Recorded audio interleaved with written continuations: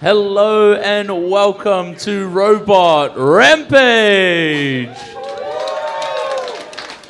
My name is Josh. I will be your host and commentator tonight, accompanied by my friend Karan here. And we have an awesome show, jam-packed full of action for you tonight, don't we, Karan? Absolutely. I think it's going to be a really, really fun night. Absolutely, yeah. We have a bumper crowd in attendance. Hello, everybody. How are we? Before we get started, we're just going to go over a few things. This is more for the crowd, but if you are in attendance tonight, please, while the robots are fighting, please stay seated at your seats. We would just love for everybody to be able to see the action, and so that you don't miss any action as well yourself. In the event of a fire, Karan, there's been a big talking point this weekend. Yeah, we did have one of those this morning. We did indeed. So it could happen a little one. Yeah, it wasn't too bad. Nothing too bad. But in the event of a fire, please make sure you head out the emergency exit over this way, the big roller garage door over here. Normally it's like women and children go first, but tonight it is the commentators and hosts go first, followed by women and children, and then so on and so forth. If you need the bathroom at all tonight, we do have bathrooms over by the kitchenette, over in the corner over there. Please go again between the fights. We can't have you running off and missing the action. And if you want to buy any food, any drink, any merch, you can head on over to our team at the kitchenette, and they will get you sorted, as well as earplugs, because it does get rather loud in here, doesn't it, Karan? Yeah, that's right. And the earplugs are free. So if you guys need them and it's too loud, just go to the corner where the kitchenette is. You'll be able to grab some there. Absolutely. I guess that's kind of it. We are going to jump into some really, really high quality matches, which we'll explain in a moment. But we do have a little bit of like a warm-up undercard match to go tonight. That's right. I think before we get into the international matches, we're going to warm up with an undercard, a little bit of an exhibition grudge match, if you will. And I think that is really going to start to set the tone for what this evening is going to look like, because I think those two bots are pretty cool too. Absolutely. So while we get into that, we're just going to show a quick video of one of our competitors.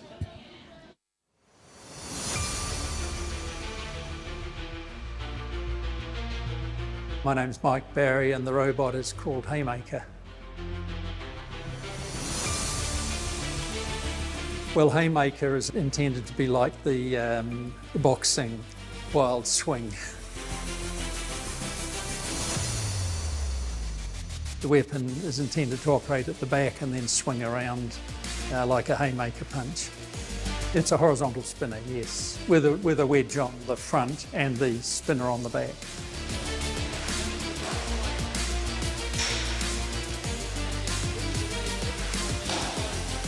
I have plenty of concerns about the robot. I don't know if the belt drive of the weapon is going to stand up. I'm not sure how the motors in a unique friction drive system that I've developed are going to hold up.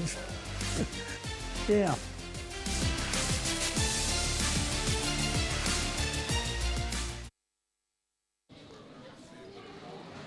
Alrighty, so the way these fights work is that they're going to be a 3-minute round. It's just a single round. If you knock out your opponent, that means that they're not able to move. They can't face the opponent. If they're not able to do that, demonstrate to the ref that they can do that. The ref is going to start counting them down from 10, 9, 8, 7, and so on until it's a knockout. If it makes it the full 3 minutes, it's going to go to a judge's decision, and then we'll announce who the winner is after the judges have decided, I guess. I think that's about it. Any questions? All right.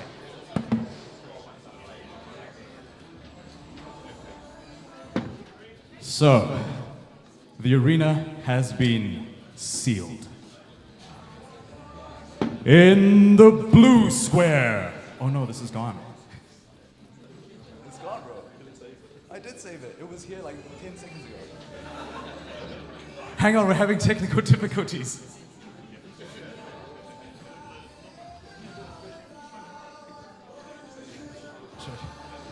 All right. In the blue square, we've got Blue Blur. And in the... Yeah, give it up for Blue Blur. And a big big round of applause for Haymaker!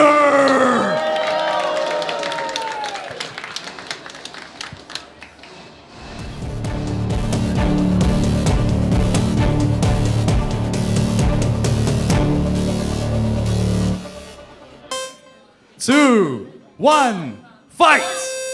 And here they go out of the blocks. Early was Blue Blur. Haymaker playing a bit of cat and mouse there. Blue Blur flipped upside down there. Haymaker trying to get that horizontal weapon spinning. Blue Blur trying to not let that happen as they've got that vertical spinner trying to get Haymaker up the ramp there. And you can see Haymaker's strategy here. He tries to use the rear end of the robot to slow down Blue Blur's weapon before hitting with his own side weapon. Never mind, just going for a weapon-on-weapon contact, massive. Blue Blur upside down, still able to drive, but the weapon's not gonna work like that. Haymaker knows that this is his chance now, coming in, shaving away at the wheels. Oh, Blue Blur trying to right himself off of the wall. And Haymaker just allowing Blue Blur to waste his energy. Oh, there goes one of the wheels of Blue Blur. That could be it there. 8, 7, 6, 5, 4, 3, 2, 1. Knockout!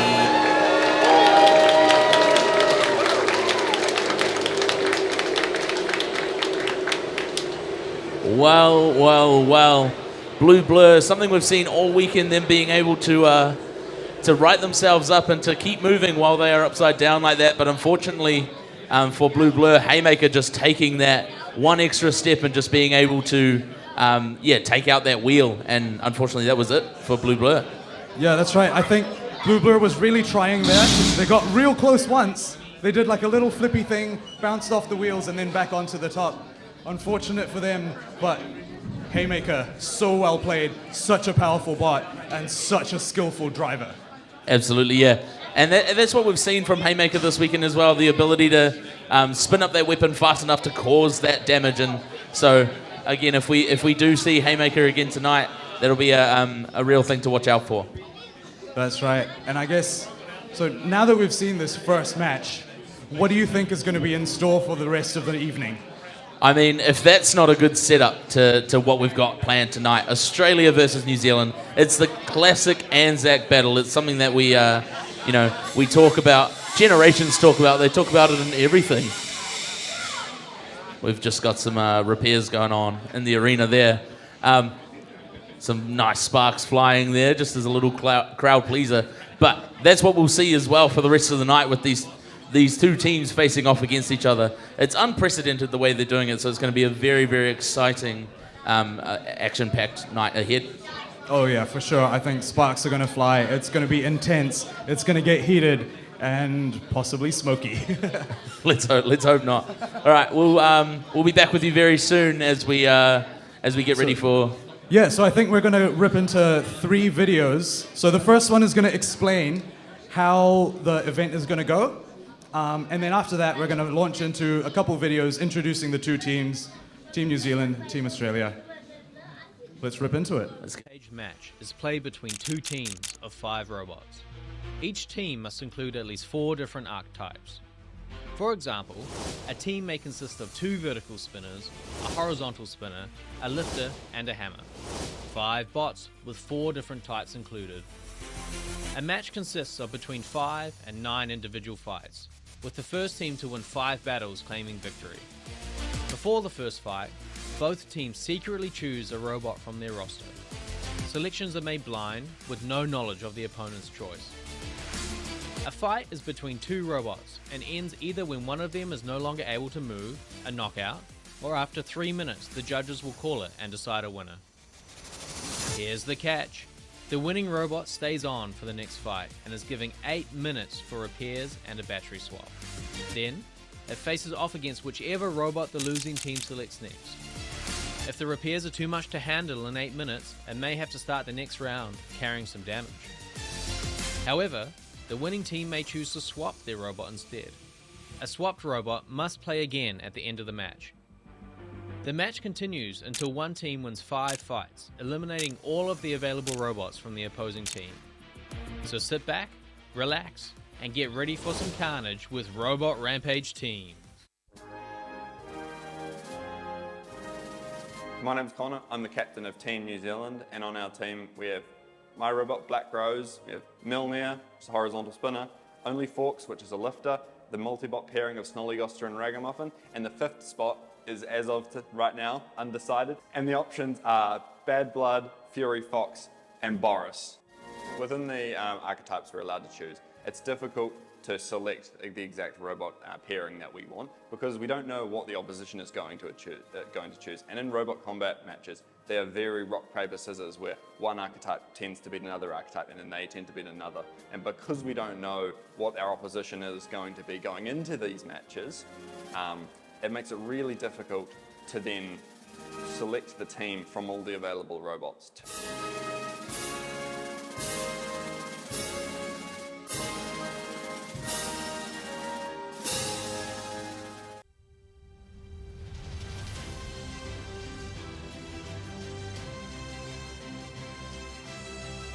My name's James Kirby and I'm the captain of the Australian team coming across the pond to compete here at Robot Rampage in New Zealand. We've got 5 featherweights competing in this team's match. First we've got Inator and Naptime. They're both top attack hammer saw robots. They're designed to hit the weakest parts of their opponent. Obliterator is a powerful and fast horizontal spinner. Perry is a tanky egg beater style that's designed to launch its robots into the roof. And Tessellate is a multi-brain full-body spinner that delivers the maximum possible impact. The team build-up from Australia, with the 5 robots we've got, 2 of them are hammer saws, that's Inator and Naptime. The ability to attack from the top is an ace. It's our special card. It's very difficult to armor on top, no one really plans for it. So the ability to get around our opponent's weaknesses, they're going to be the play when we're having a difficult match. All right, so we are now in the arena. As you can see, I'm joined with both teams, Team New Zealand on my left and Team Australia on my right. How are we feeling, teams? Yeah? All right, I've got the captains next to me now. Okay, James, what's the strategy? Oh, strategy. Well, I think probably the same with New Zealand. We're going to start with perhaps a little bit of a safe bet to see how the field plays out. But we have, not going to reveal it yet, we've got a plan. We do have a plan, if you believe it. All right, that's good to hear, How about you, Connor? What's the plan for Team New Zealand? We considered going out of the gates really strong, but with our big hitter. But I suppose Australia's just going to have to wait and find out and see if that's how we win. Okay, I see how it is. All right, so everyone in the audience, thumbs up if you understand how the rules work. That looks like a lot. Yeah, that's a lot of thumbs up. Cool, so I think what happens now is we need to find out which of these bots are going to fight first. So I guess I start with Team Australia. I'd like to ask you guys to take out all the robots that are not competing in the first match.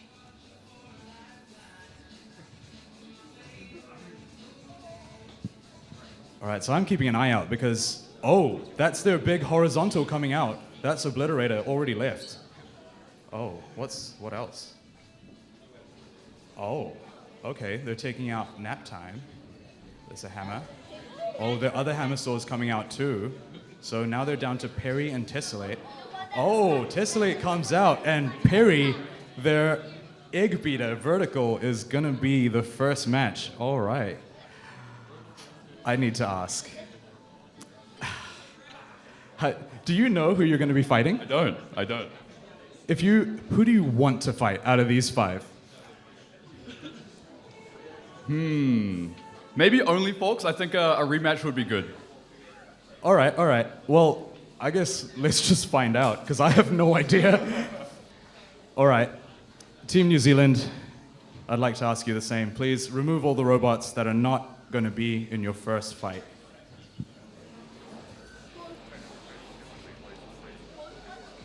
Oh, so that's Boris with a weapon lock being put on, not being part of the fight. Mjolnir's weapon lock is going on, and it looks like the duo of Goster and Ragamuffin are coming out as well. Oh! And Black Rose leaves the ring too, leaving behind Only Forks. Oh, That is exactly what Perry wanted. I'm kind of concerned still being in here with these two bots. Maybe I should kit myself out too, and then we can start the introductions and start the fight.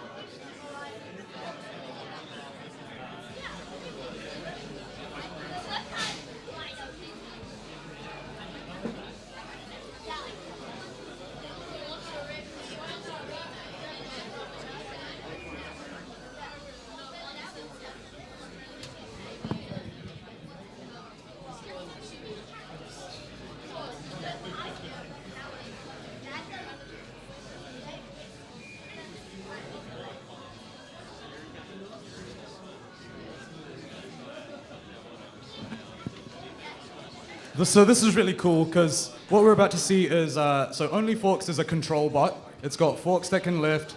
It does a good job at bullying, pushing the other robot around. And the driver, Ethan, is an incredible driver.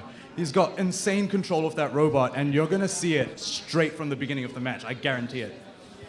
And the driver of Perry, I also saw him practicing earlier today. He's actually going to be quite a good match for Ethan. And the thing about Perry that I'm always worried about is that crazy weapon. That is really chunky. They actually, at the start of the weekend, destroyed their first weapon, and this is the new one that they've built to replace it. So let's see how this goes.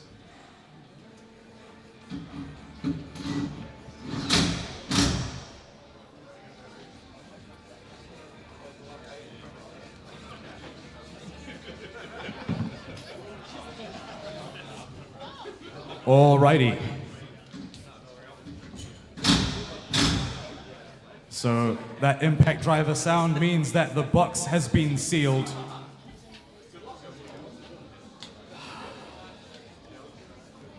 Alrighty. In the blue square, straight from the cutlery drawer of doom, it's the bot that makes Gordon Ramsay cry and salad spinners tremble. Those prongs, they're not for pasta, they're for pain. He's not plated, he's serrated. So grab your napkins. Folks, it's about to get messy. The table's set, the forks are flying, and the chaos is well done. Give it up for the culinary calamity, Only Forks!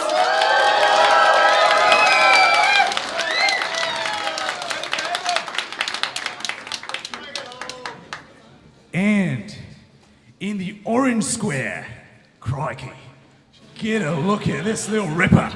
Just check out the size of the weapon on this beauty. This thing can hit harder than a croc launching out of the billabong. It's got the sneak of a redback, the bite of a Tassie, and the build of a wombat in full charge.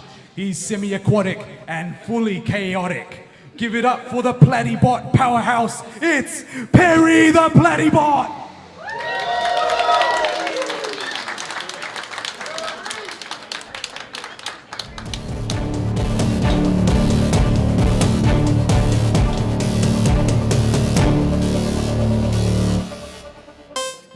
Two, one, fight! Yeah, well, that's there a you fast weapon. Already pieces flying, sparks going too. Perry and Only Forks matching each other so far. Oh, and wow. Perry is working to grind down Only Forks here. Only Forks escaping well.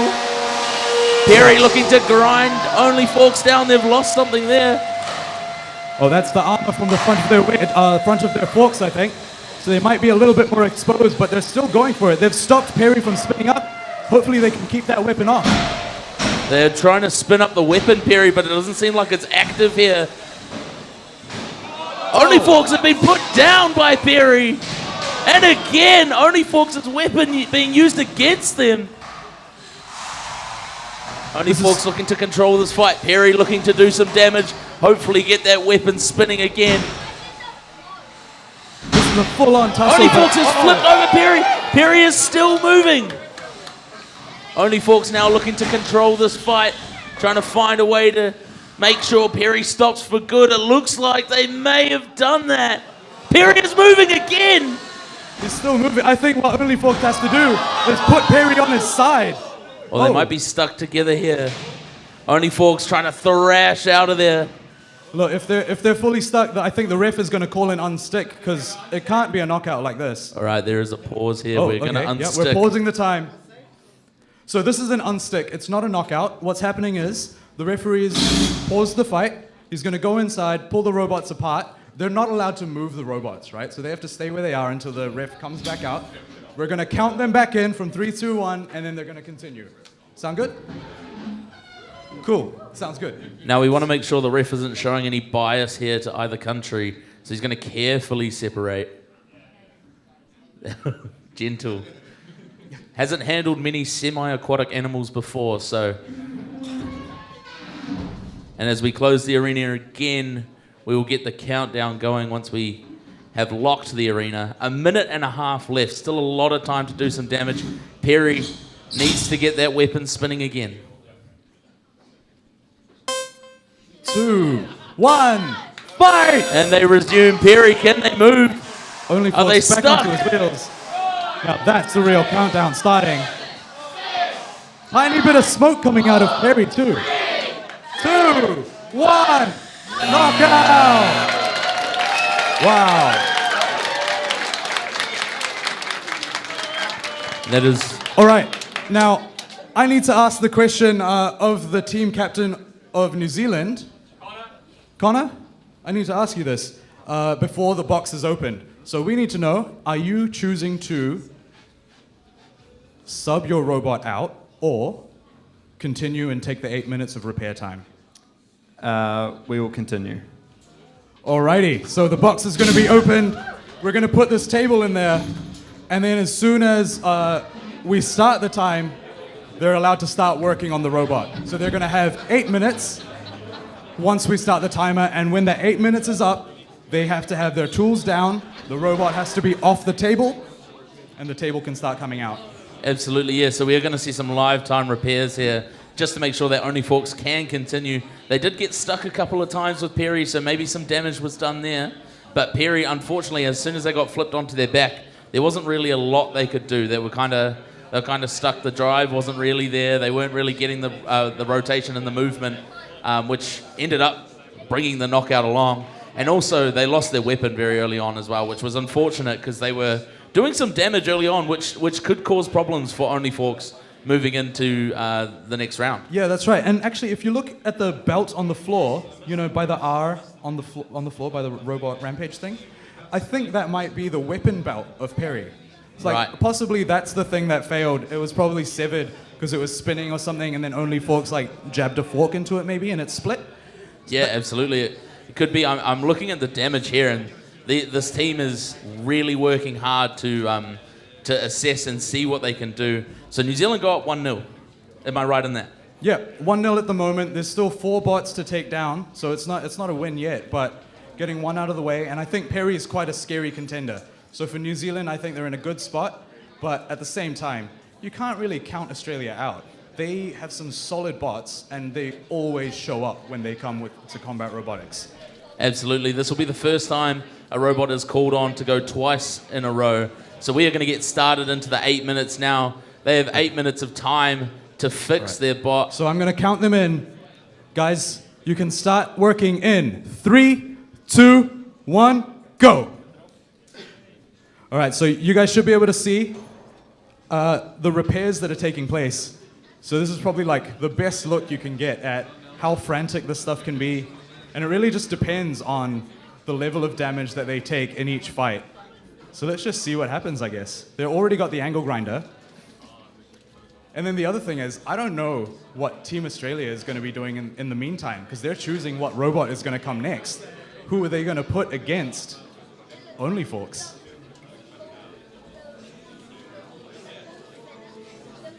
The angle grinder still hasn't started yet, so hopefully there's no technical issues, because the clock is just ticking. They've almost spent a minute. There they go. It is working now. There you go.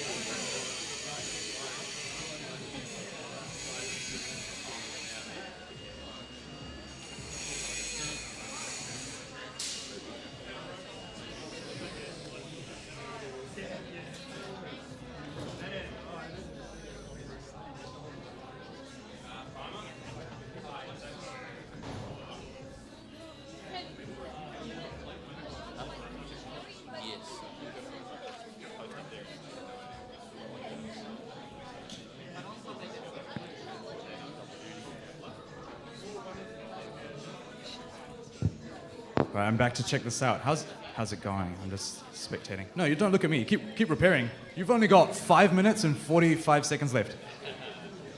Well, you don't seem fazed by that. You got time? He's chill. He's chill.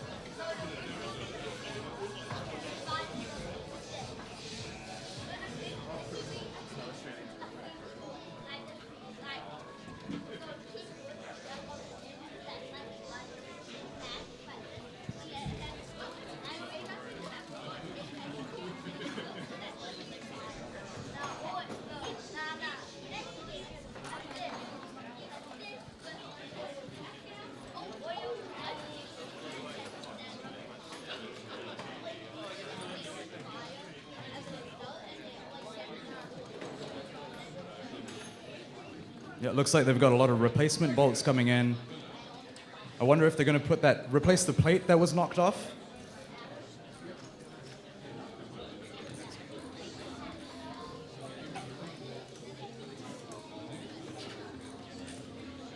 Yeah, a lot of ratcheting going on.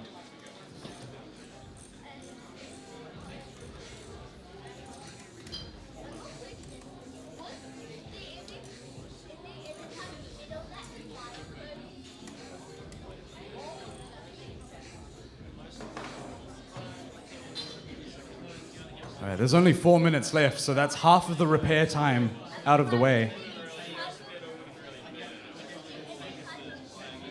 I wonder how they feel about their battery life and all that stuff. Oh, I got a thumbs up. They're probably pretty confident about it.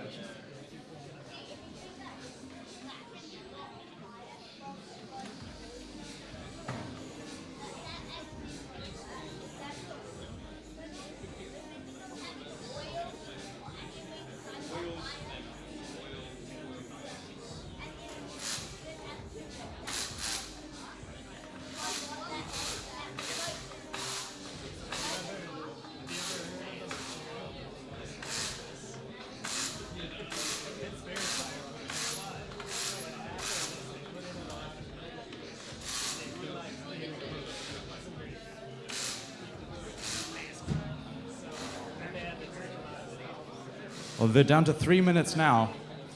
I'm still wondering who Australia's going to bring. So they've got options like Tessellate, which is a multi-brain. That thing just spins really fast, and it's quite solidly built. What else have they got? They've got Obliterator, which is like a really powerful horizontal spinner. And then they've got 2 hammer saws. I think one is called Inator, and one is called Nap Time. They're both quite impressive robots, so I actually don't know what they're going to do. I'm guessing that they might do one of the hammer saws, because I feel like it's the closest equivalent to a control bot that, like, which Only Forks is. So they might have that kind of battle going on where they both have swinging arms. See, the problem with Perry was that it got knocked upside down and couldn't drive anymore. But maybe if you had one of these control arms with a hammer saw, you'd be able to right yourself, so you wouldn't have to worry about getting flipped upside down by a robot like Only Forks, because you know you can just flip yourself back onto your wheels and continue hammering away. Less than 2 minutes now. I'm back from my adventures into cinematography there. Yeah, I saw you. Got a new job with the camera? Absolutely. They just said, hold this, and pointed at the robot, and I said, okay, absolutely, I will. What I could see there through the camera lens was just the intensity that they're going at. They are actually working really, really hard to get this sorted. They're looking at different ways to I guess, fail-safe their bot for this next fight and make sure that they are all ready to go for this next session. But I mean, it's 8 minutes is not a long time at all. I don't think so. No, definitely. It's a very short amount of time. But I think they didn't take too much damage. They're quite confident with it. There's only a minute left. Yeah, they've only got 1 minute of fixing time. Yeah. And then they don't even know yet what is coming. They don't know who they are going to be facing in this next round. So it is a very, very interesting prospect, as it looks like they may be trying to get it off the table here and down into the arena. Oh yeah, they're ready ahead of schedule. So It still moves. It still moves. That's a good thing. It does good move. sign. And yeah, like you were saying, there's a lot of stuff going on. It's frantic. And you might think, like, are they wasting their time look checking every single bolt and retightening it? But I don't think it's a waste of time, because any of these can vibrate loose. We saw a robot earlier today, actually, where a nut came loose and it caused their weapon to fall out. So, you know, that kind of thing is serious. You really need to double check, make sure everything's tightened, secured, and your armor is not going anywhere. All right, 3 seconds left on the clock. These guys are done repairing. I wonder who the Aussie team is bringing next. Take the weapon to the bolt. All right, their time is up.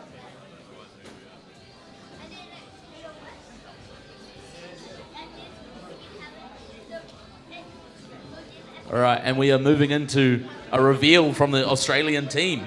Oh, yeah. What if you were in the mind of the Australian team right now, Karan, what would you bring to face this Only Forks juggernaut? I think you need to have a robot that can drive upside down or can flip itself back onto its right way up. So I reckon it would be one of the hammer saws. I would be surprised, but it would be a pretty epic move if they did something like bring Obliterator, the horizontal spinner. Absolutely. Well, we have got notice that they are ready to walk in with their next spot. So, without further ado, Australia, come on through with your next robot. Can we give them a round of applause? Oh, I know that bot. We know that bot very, very well. That is a huge move. Karan, what do you think? This is exactly what I was afraid of as a Kiwi. This robot is Obliterator. It's well named. I don't know how else you can say that. It's a really well named robot, and it's terrifying to see it in action. Absolutely made it into the final of our championship across this weekend, and lost narrowly in the fight. It was a fantastic final, but they are obviously back for vengeance. Weapon back attached, and really, really ready to cause some damage to this Only Forks bot. Yeah, the thing about a team going down to a loss like losing your weapon is that when they come back, they don't make the same mistake twice. Absolutely, it'll be interesting to see where they end up as the arena is closing behind us. Karan, should we get into this next fight? I think we should. Looks like both robots can move and stuff. I think we should get into the announcements. Absolutely. All right.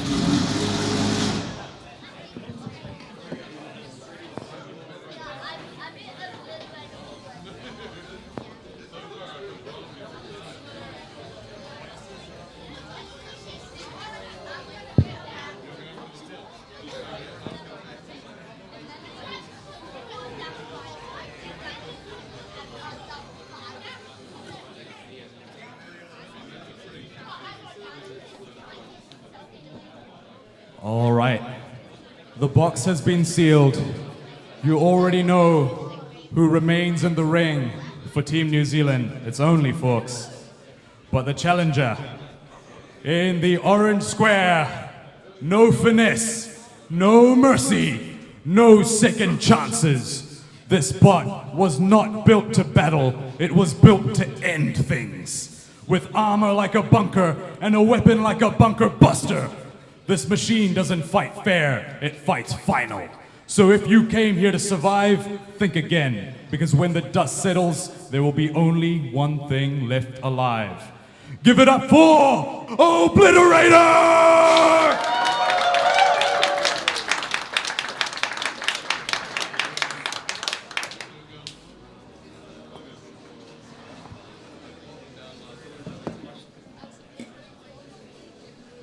And just to remind you, blue square is still only Forks for Team New Zealand. Let's give it up for only Forks!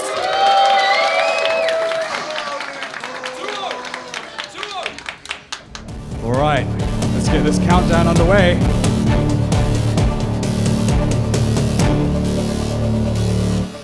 3, 2, 1, fight! Here we go. Only Forks out quickly. Obliterator with some huge damage. Only Forks trying to use the back of their bot to deflect some of the damage. They're just inviting the contact here. And Only Forks is showing some real damage as well, flying. And Obliterator goes flying as well. Now look, Only Forks is just being a battering ram against Obliterator, but Obliterator is not letting up. Obliterator is upside down from the normal way, so this could cause some issues. We saw that cause issues earlier on today. Only Forks just trying to slow down Obliterator. I can see a connector on the floor. That's got to be related to the drive. 5, 4, 3, 2, 1.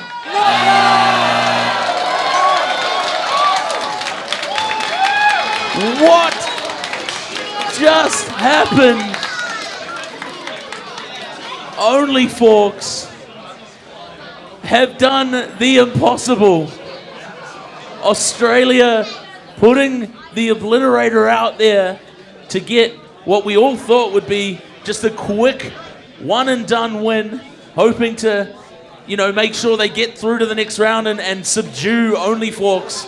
However, Only Forks came in with a plan. They knew that if they had to verse Obliterator, that was what they had to do, and they played it so well. Karan, what are your thoughts? Yeah, exactly. I think they did a great job at pressuring in the right time, and I think I saw the way that they were positioning themselves. It was really well strategically played, but as soon as I saw that connector come out, I was like, that looks important, because that kind of switch is usually used for disconnecting your drive, disconnecting your weapons. But anyway, before this box opens, I need to talk to Connor. Absolutely. We'll get captain of Team New Zealand over here. Let's get over to Connor, I guess. All right, Connor, what's the word? Is Only Forks staying in the ring, or is it being subbed out? We're going to stay. Oh. So Only Forks is going back to back to back.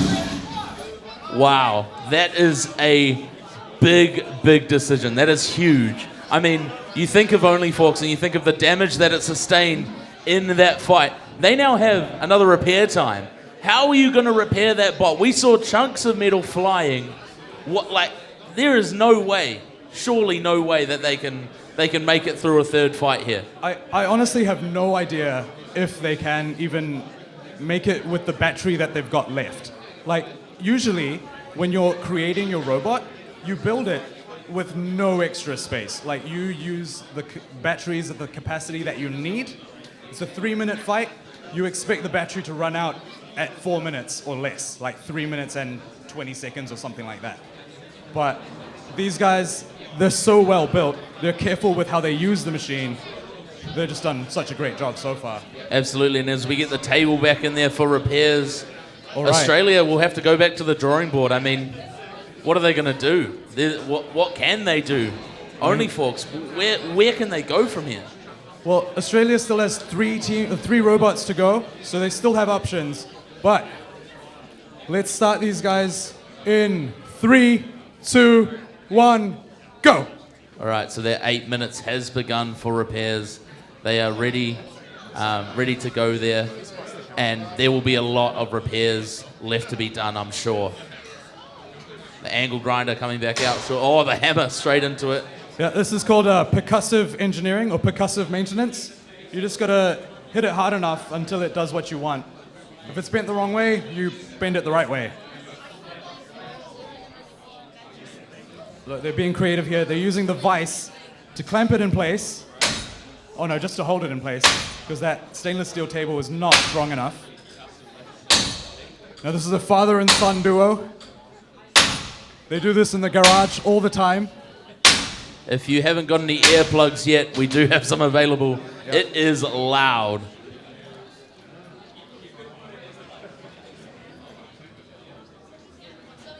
I feel like I'm glad I'm not their neighbor, you know? It must be so loud walking past their garage every morning when I'm walking my dog. And then if they're working on the robot at nighttime, it's gonna be so much grinding and hammering. Oh. Absolutely, I mean, at what point does it go from a passion project to a job? I mean, this has been an incredible bot so far this weekend, and they have just tirelessly worked on it. They've come back from really, really strong battles, and they've had issues where they haven't been able to get through matches, but to see it get through not one but two incredible fighter bots in front of it and still come out on the other side, and they are confident to go again, that is incredible. Absolutely. I mean, it's crazy that the robot is that resilient. They took hits from parry, they took hits from Obliterator, and they're fine. Not just hits from Obliterator either. Though that was, I can't even describe it. Both the sparks robots were flying around the arena. Absolutely, they were going everywhere. And the fact that they came into that fight with such a different strategy to the way they came in with Perry, they turned their bot around and they said, you can hit the back of us. We have reinforced the back just in case we are versing you. And then made Obliterator do their own damage to themselves. That's the type of strategy that is winning them these matches and has carried them through this weekend as well. Oh yeah, for sure.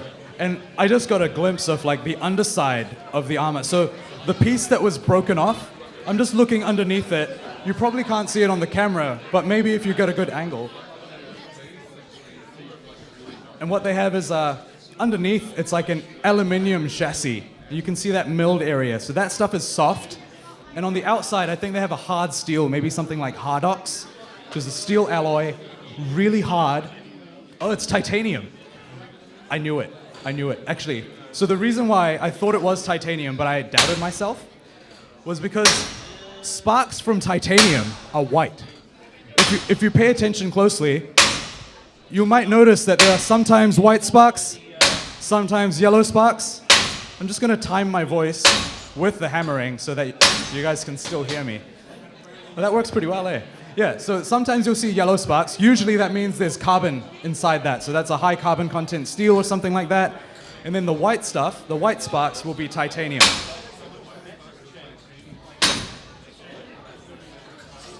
Let's check out the replay. Some big hits.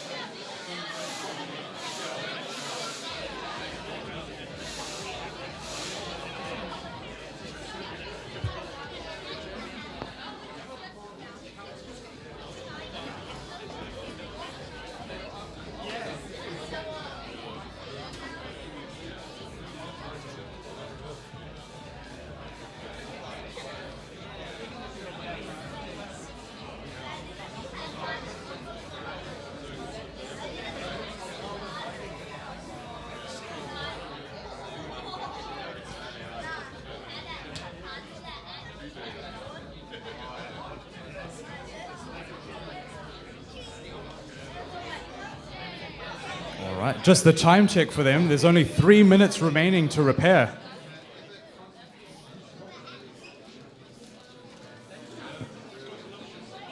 They've done quite a bit so far. But yeah, what I was talking about before, the different materials that they're using for their armor, so they have a hard shell on the outside and then a slightly softer internal chassis. It's kind of like how when they build katanas, they forge katanas and stuff, those swords. You want to have a hard edge that cuts sharply, and it can be brittle though. So what you do is you put a softer material behind it, and it absorbs some of the force, helps it deflect and bend a little bit, and you kind of have the best of both worlds. If you do it right, you have something really, really good, and that's what the, I guess, katanas are well known for. Special type of sword. Absolutely, and now we're down into the crunch time as well. 2 minutes left. 6 minutes of their repair time has elapsed, and they're now just tightening all the screws, just trying to get as much as they can get done with less than 2 minutes to go now. And they are backing up for another fight again against someone that they don't know. They don't know what's coming next. That's right. They don't know who's coming next, but there's only 3 options. The field is slimming. The field for the is Australians. slimming. Yeah, I think if they keep doing this, they're just going to know who's coming. So the options at the moment that Australia has, they've got the hammer saw of Naptime, they have the hammer saw of Inator, and they have the multi-brain spinner of Tessellate. So I still think those are 3 pretty strong options. I haven't actually seen Inator in action this weekend though. That is one robot that has been untested, but it also means it's got no damage. It is a fully formed robot that's going to perform at its peak. And they have 1 minute left now. So while we speculate, I'm sure Australia are in their corner over there just racking their brains. How can we stop this monster Only Forks? It's something that we've really got to watch out for and hope that they can get moving again and do some more damage. Karan, could you see a clean sweep by Only Forks tonight? There's only 30 seconds in their rebuild time, but honestly, I don't know if it's possible. Like I said before, the battery thing and the other robots Australia has are still very capable robots. And we will count them down now, so we have 15 seconds left as we head into the final 10 seconds. 10, 9, 8, 7, 6, 5, 4, 3, 2, 1. No more repairing time. That is time over, and the bot will need to come back. And we should have the Australian bot reveal coming up as well.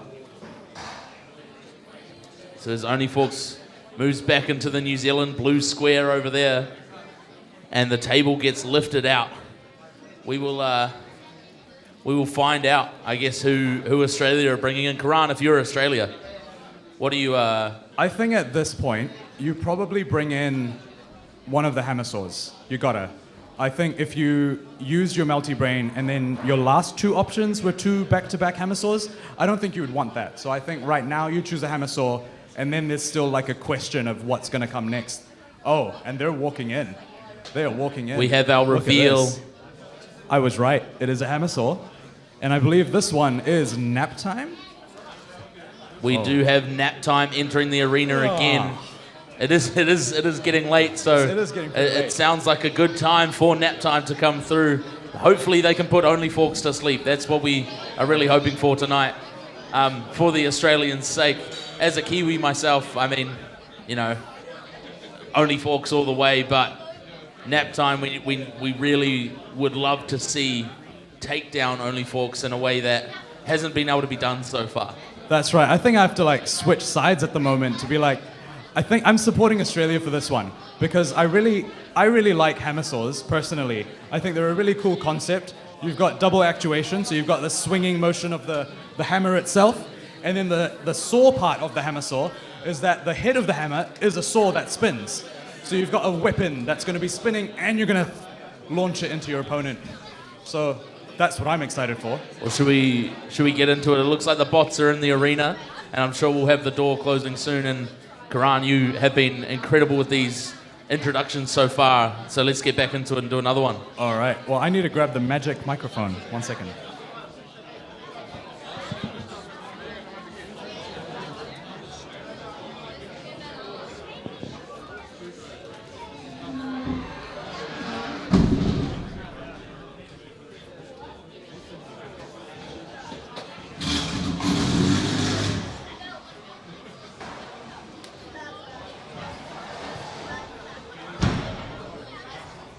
Alrighty. The box has been sealed. Now, as we know, in the blue square, remaining to defend New Zealand's honor is Only Forks. Everybody in the audience, give it up for Only Forks!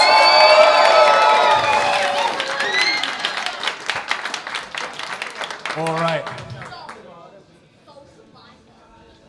But in the orange square, I think it's time for a little bit of a lullaby.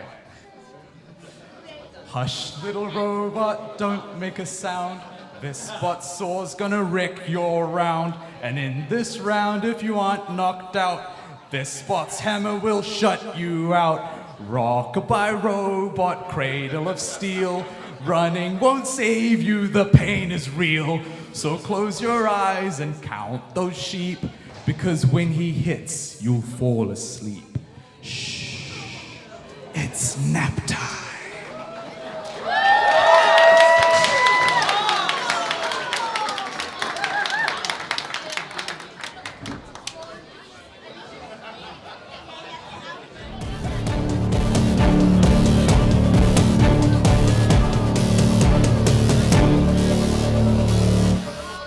Three, two, one, fight! Nap time coming out quickly. Only Forks trying to get underneath. Nap time spins out and away. Only Forks trying to use the speed. Nap time trying to get underneath. Oh, there's... No, that's an old belt. That was the belt from previous match. It's okay. Oh, Nap time is slammed into the wall by Only Forks. And Nap time returns the favor with a hammer saw to the head. Look at that.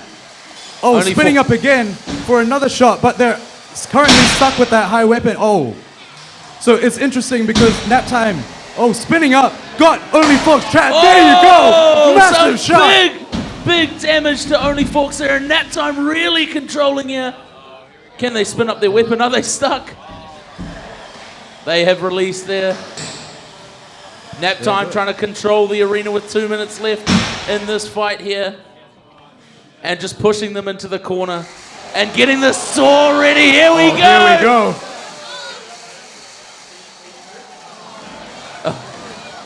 Building up the saw. I think this is an intimidation tactic. Trying to lull Only Forks to sleep. I think they're calling for an unstick. Pause the timer, please. So we are 1:15 through this fight. And Nap time, close. I think, is trying to lull Only Forks to sleep in the corner there. Unfortunately, they did get stuck. But we have seen some major damage from Nap time. It has been spinning up that blade spinning up that saw and absolutely doing some damage. Only Forks, not sure if they'll be able to continue. However, the referee is out safely and has navigated the unstick with precision and poise. We have 1:43 left in this fight. What can these two bots do? Can Only Forks hang on? Can Nap time shut down New Zealand? 1, fight! Nap time has stopped. Oh. They've... How can this be?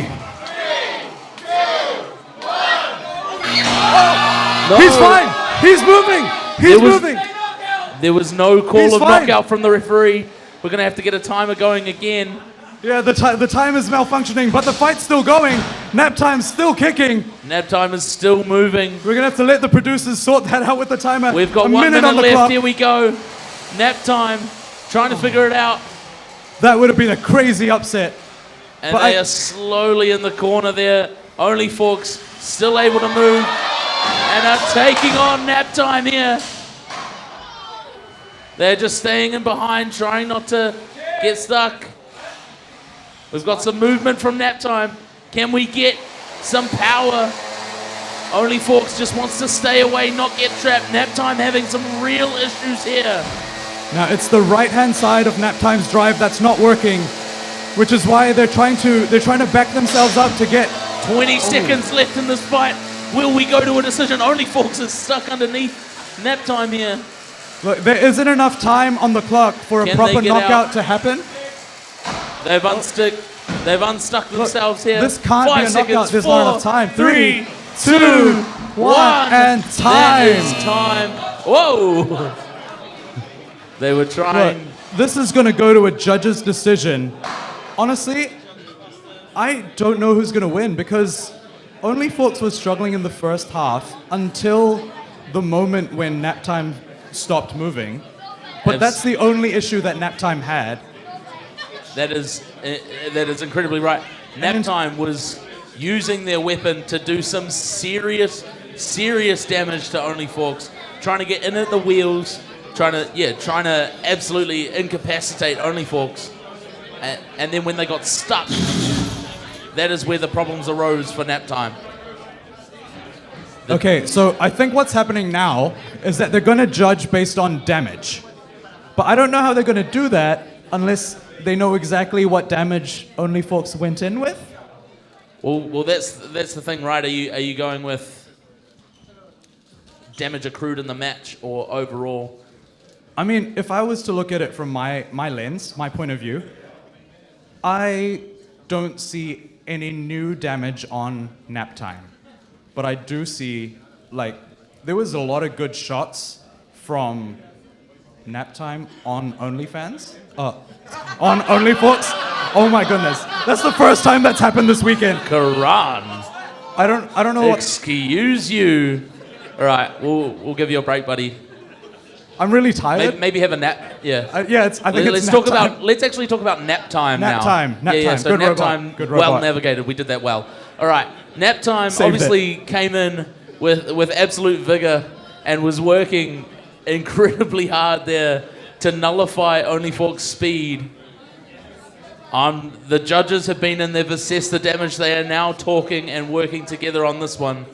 And we will hopefully have a decision to look at the way the judges are getting up close and personal with these bots, with Only Forks and Nap Time. And we will come to you with a decision in a moment.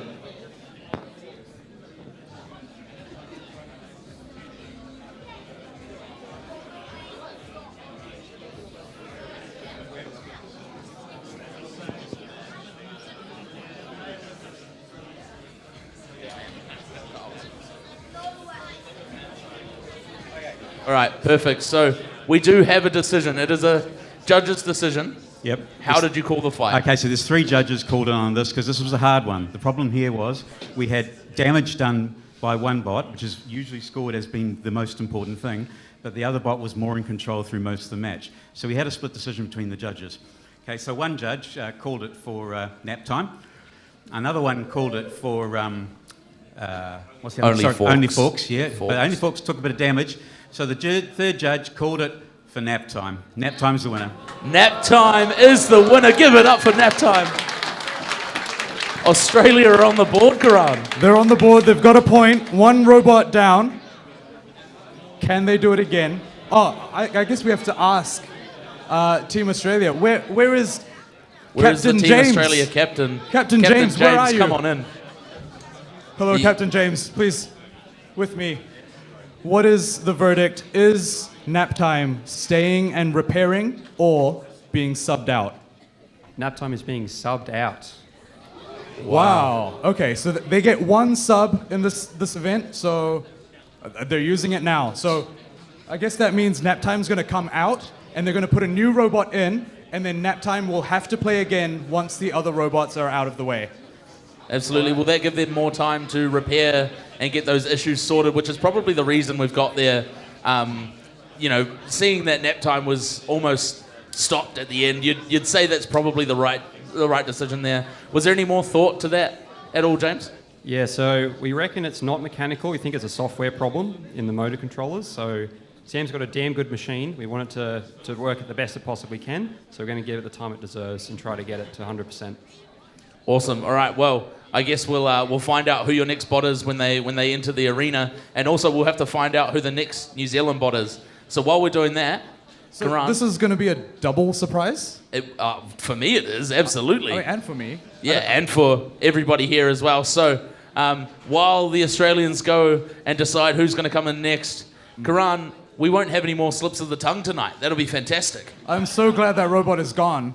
And it's unfortunate that it was like, well, it happened. But, I'm glad I made it all the way to the last fight they were in. And I only did it after the fight. Yeah, I don't even know what that is. Only Forks is the only thing I know. So that's the thing. I just hear the kids talk about it these days. I don't know what it is. I don't know.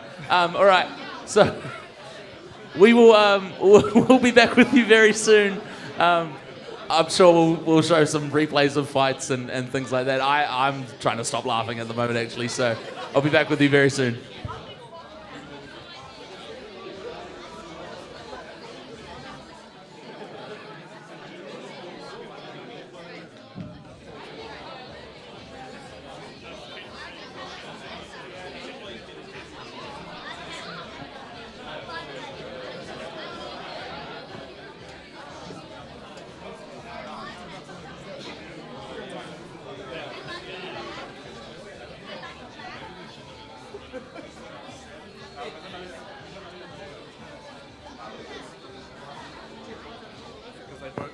So for this one, because it's like a sub, they don't need the repair time. We're only doing a 3-minute swap out time. That's why the time is so much shorter, which means unfortunately there's less time to get snacks and go to the bathroom, but there's action sooner, which is great. But yeah, we'll give you a couple minutes to get amped up for the next one, and then we'll be with you soon.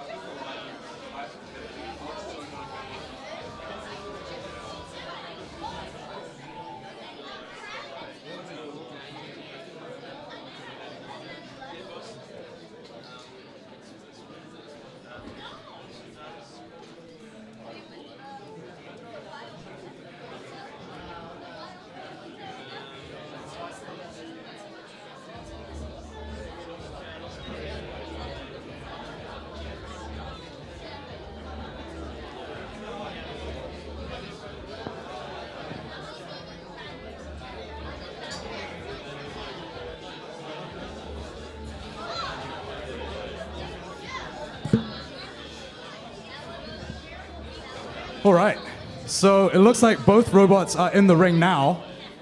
So Team New Zealand is going for Mjolnir. Mjolnir is a massive horizontal spinner.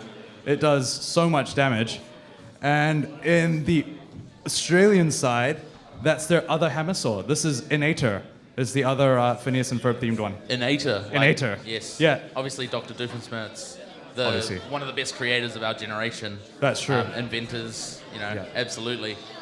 So He's actually one of my idols. one of your idols. Yeah, when I was younger, I wanted to be like Dr. Doofenshmirtz, and that's why I'm an engineer today. Like the evil part as well, or? getting beaten by a platypus? No, I think... Not just a platypus, sorry. Well, Harry, the platypus. yeah, I mean, like, that part's very important. Is a secret agent, you can't really mess with him. This is true. Yeah. But I think mainly just the evil part is what I vibe with. Okay. Yeah. Right. Yeah. No, that makes sense. All right, as these Okay. two are getting loaded in here, Karan, what do you expect this? How do you expect this fight to go? What are you expecting the strategy to be from both teams? Okay, so the strategy for a robot like Mjolnir is to spin your weapon really, really fast, and then point it at your opponent, and then go towards your opponent really, really fast. It sounds like a complicated strategy. It's a 3-step process, but if you pull those steps off, it can really lead to some devastation. So then how can Inator fight that strategy? So Inator needs to basically pick it apart. So don't let them touch you and stop their weapon, right? All right, well, we'll get in. I'll let you do your introductions again as the arena has closed, and we'll get into it. Alrighty.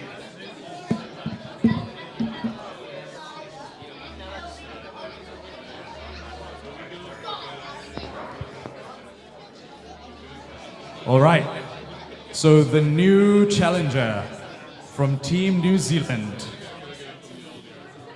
In the blue square, forged in the thunderclouds of Valhalla and calibrated in a Kiwi garage, this hammer doesn't just drop, it judges. When it takes you down, gravity takes notes. He's not here to fight, he's here to smite. Rivets rattle, welds weep, and somewhere Thor watches with envy. If you're in the box and hear the rumble, it's not an earthquake, it's the hammer, it's the storm. Give it up, it's Mjolnir!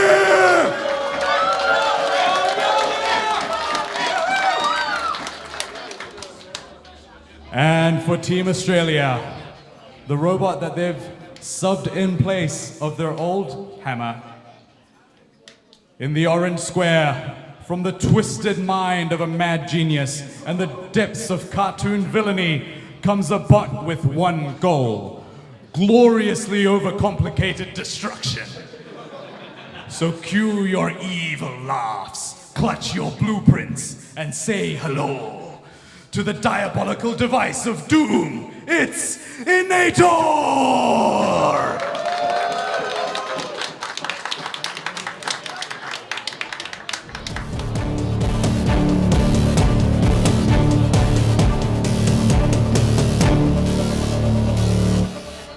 3, 2, 1, fight!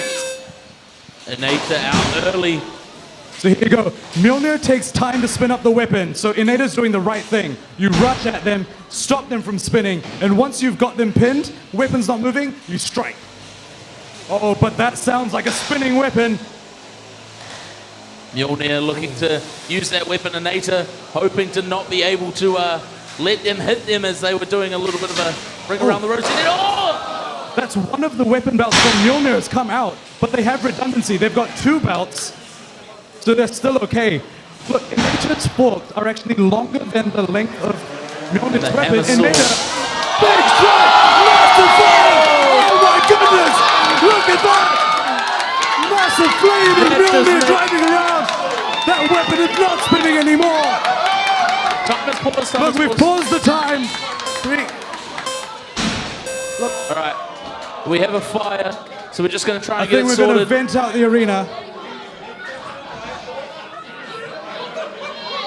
All right, we are just going to try and get this fire sorted. If it gets too bad, we will need to evacuate, but we will keep you in the loop as we get Mjolnir over here. Wow, that was one of the coolest robot images I've ever seen.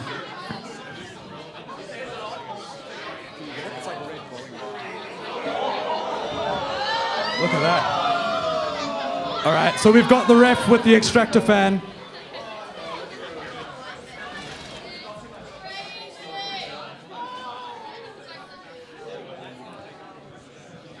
All right, this is the strategy we're using. We'll let it burn through for a little bit. I'm not sure what actually caught fire. It must have been something part of the weapon train because that weapon was not running after that, but they were still driving. Absolutely, it was a wow. What an image though, as Mjolnir was chasing after Inator.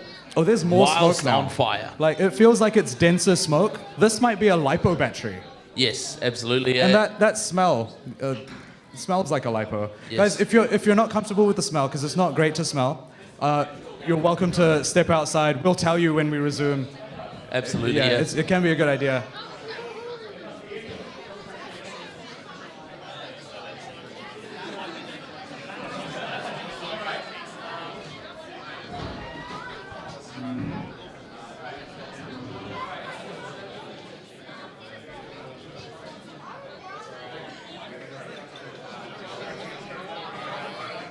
It feels like it's smoking a lot more than it was like 10 seconds ago. I think they're going to try and take the robot outside, so we're going to clear a path for egress. I'm going to stay out of the way as much as I can. Yeah, I think it hit the weapon battery, it sounds like. Thanks, Connor, team captain of New Zealand. Shout out to him. Look at that. So that's the fire extinguisher. That's the extinguisher. That's meant to do that. So we're just trying to smother the lipo so it doesn't get too bad. If you can stop it, that's great. But lipos usually, you got to let them burn out. That's one of the challenges with lipos. They're quite dangerous in that way. Absolutely. And as we get the robot out of here, all right. Wow. I don't think Mjolnir is going to be able to continue. No, me, in my non-professional opinion, it does look a little bit like a win for Inator. But again, I'm not a professional robot fighter. I'm just the commentator. So my say has nothing really to do with what goes on here. I just speak and hope that I'm right. Yeah, but somehow you have like the reverse commentator's cursed, where you're always right. Well, yes, that could also be right. Hey, look, we're going to take a short break while we get this sorted out. If you want to head outside and get some fresh air, feel free. We'll call you back in when we are ready. Yeah, guys, definitely recommend stepping outside, get a good breath of fresh air, and we'll let you know when we're continuing. Hopefully it won't be too long. I'm guessing about 5-10 minutes.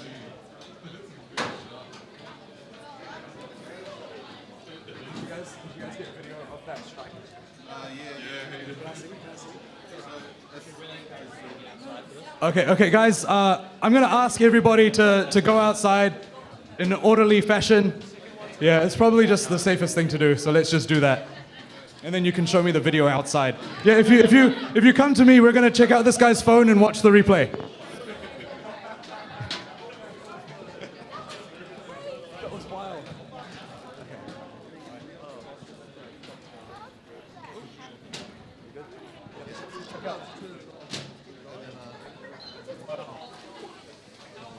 It was so well placed. They've got... So Mjolnir has like grooves across the top of the robot, and that's usually to let like airflow through, right? So because all your components are getting real hot while you're running them, so you want to have airflow, and the weapon spins and like forces air through. But yeah, having a gap like that, perfectly placed hammer, that's wild. I haven't seen a shot that perfect. Just got my chest one.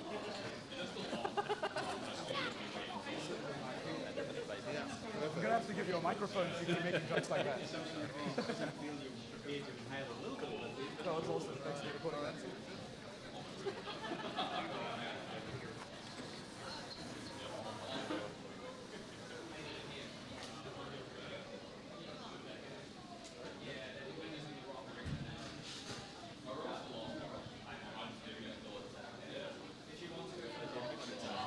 Second fire of the day. Finals day. Are they normally this intense? Usually, like, maybe there'll be like one lipo fire.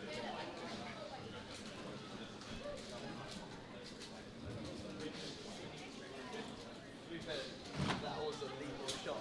That was crazy. That was so well placed.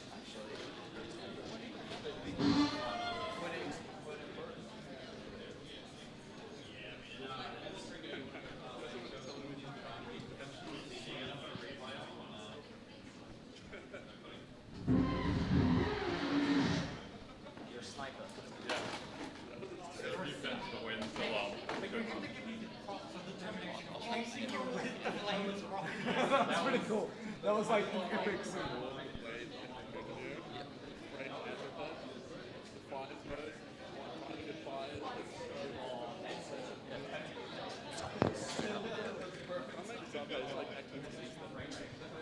Dude, you guys do this. Oh. He's got it good.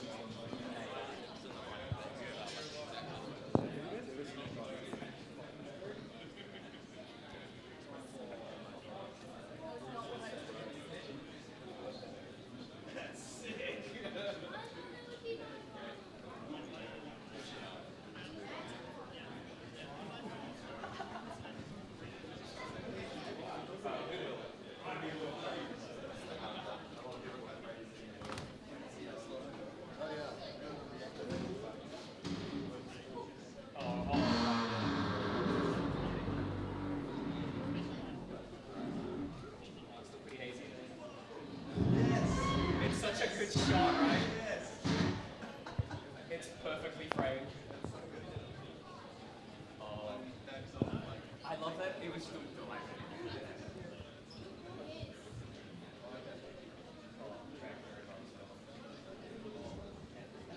No, because then I felt it go up and I'm like, I started looking up. Oh, that was perfect. Damn it. Yeah.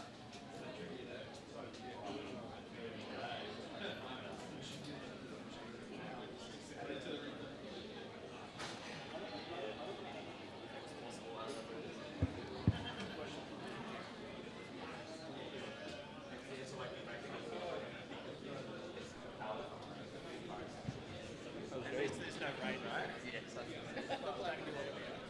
No rain. It's like the perfect time, man.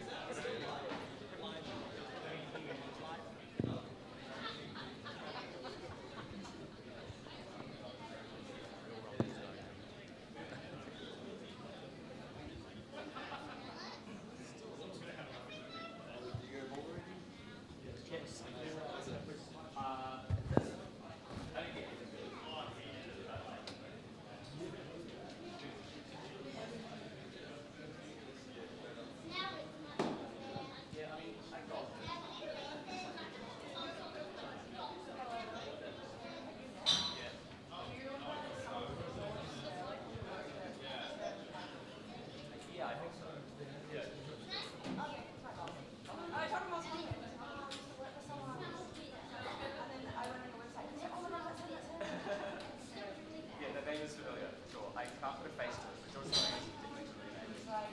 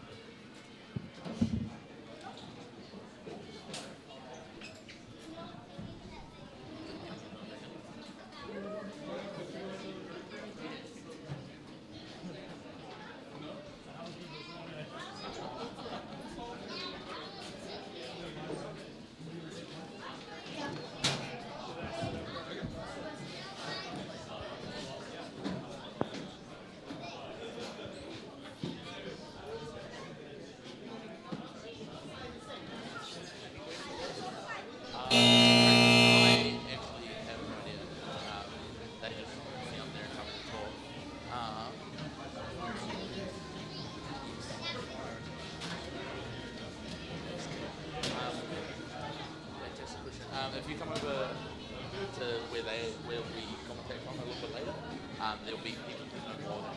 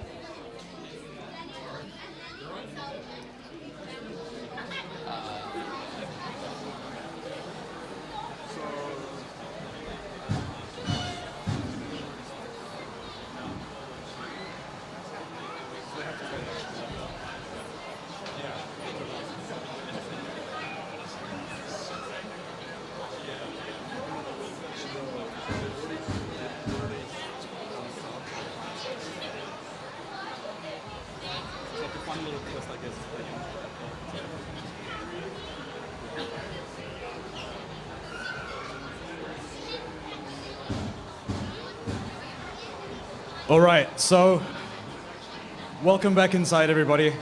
Thank you for your patience. So I guess we should probably announce the winner, because in case it wasn't clear, in case people didn't know who actually won, I think the winner of that fight is going to have to have been Inator. Absolutely, Absolutely. yes. But I mean, even I'm not saying that my allegiance has changed at all. yeah, you are sporting a new hat actually. No, I was wearing this the whole time. Okay, yeah.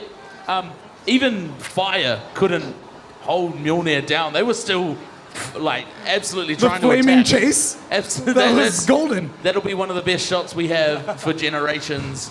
So New Zealand losing that fight. So that's 2 in a row they've lost now. That's right. So I guess normally I would have to ask Captain James what his choice is going to be, but because they've already used their one sub of the evening, they don't get another one. They're going to have to continue on. Inator with stays in the Inator. ring. But I guess they'll still get 8 minutes to repair, right? They will have that 8 minutes of repair time as we just kind of clean the arena here, obviously with the fire extinguisher and getting all that sorted. Then they will start their repair time. So we will have a little bit of downtime in between this fight, but we will show a replay because some of that vision that we saw was absolutely incredible. It was just outrageous. Watching Mjolnir fight and follow after they will be. I've just been told they'll be repairing in the pit outside. So while we clean up the arena, they will be repairing. Their timer clock will go.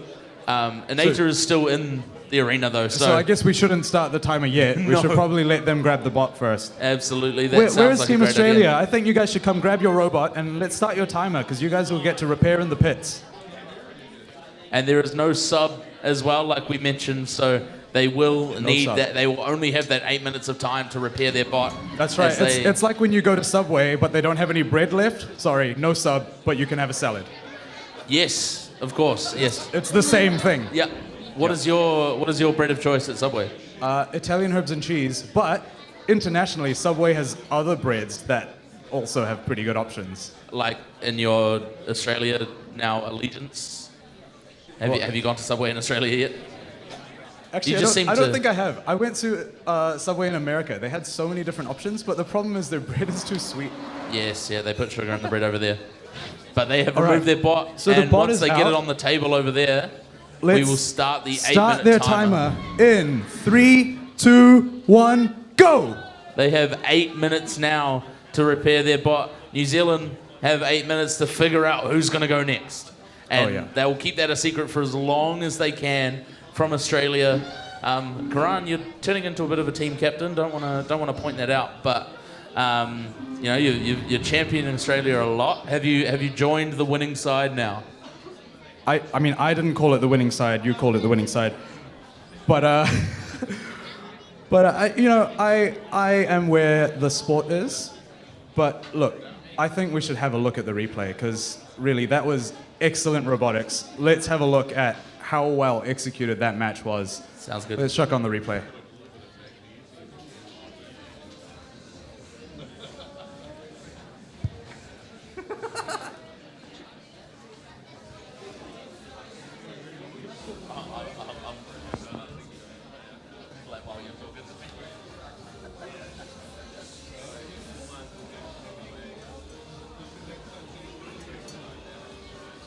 Take this off now.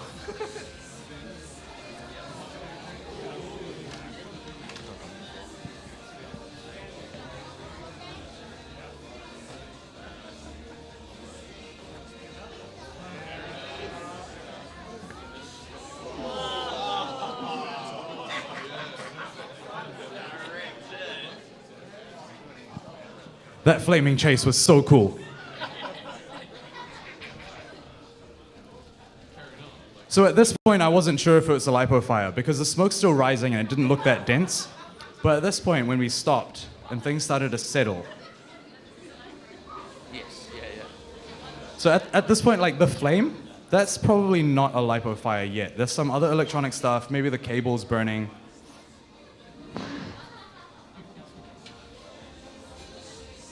And then after that, when the smoke got really thick and really heavy, that's the lipo fire. And that's the stuff that we shouldn't really be breathing in, and so that's why we asked everybody to evacuate. All right, I'm gonna go spy on the team that's repairing now. Let's see what they're up to.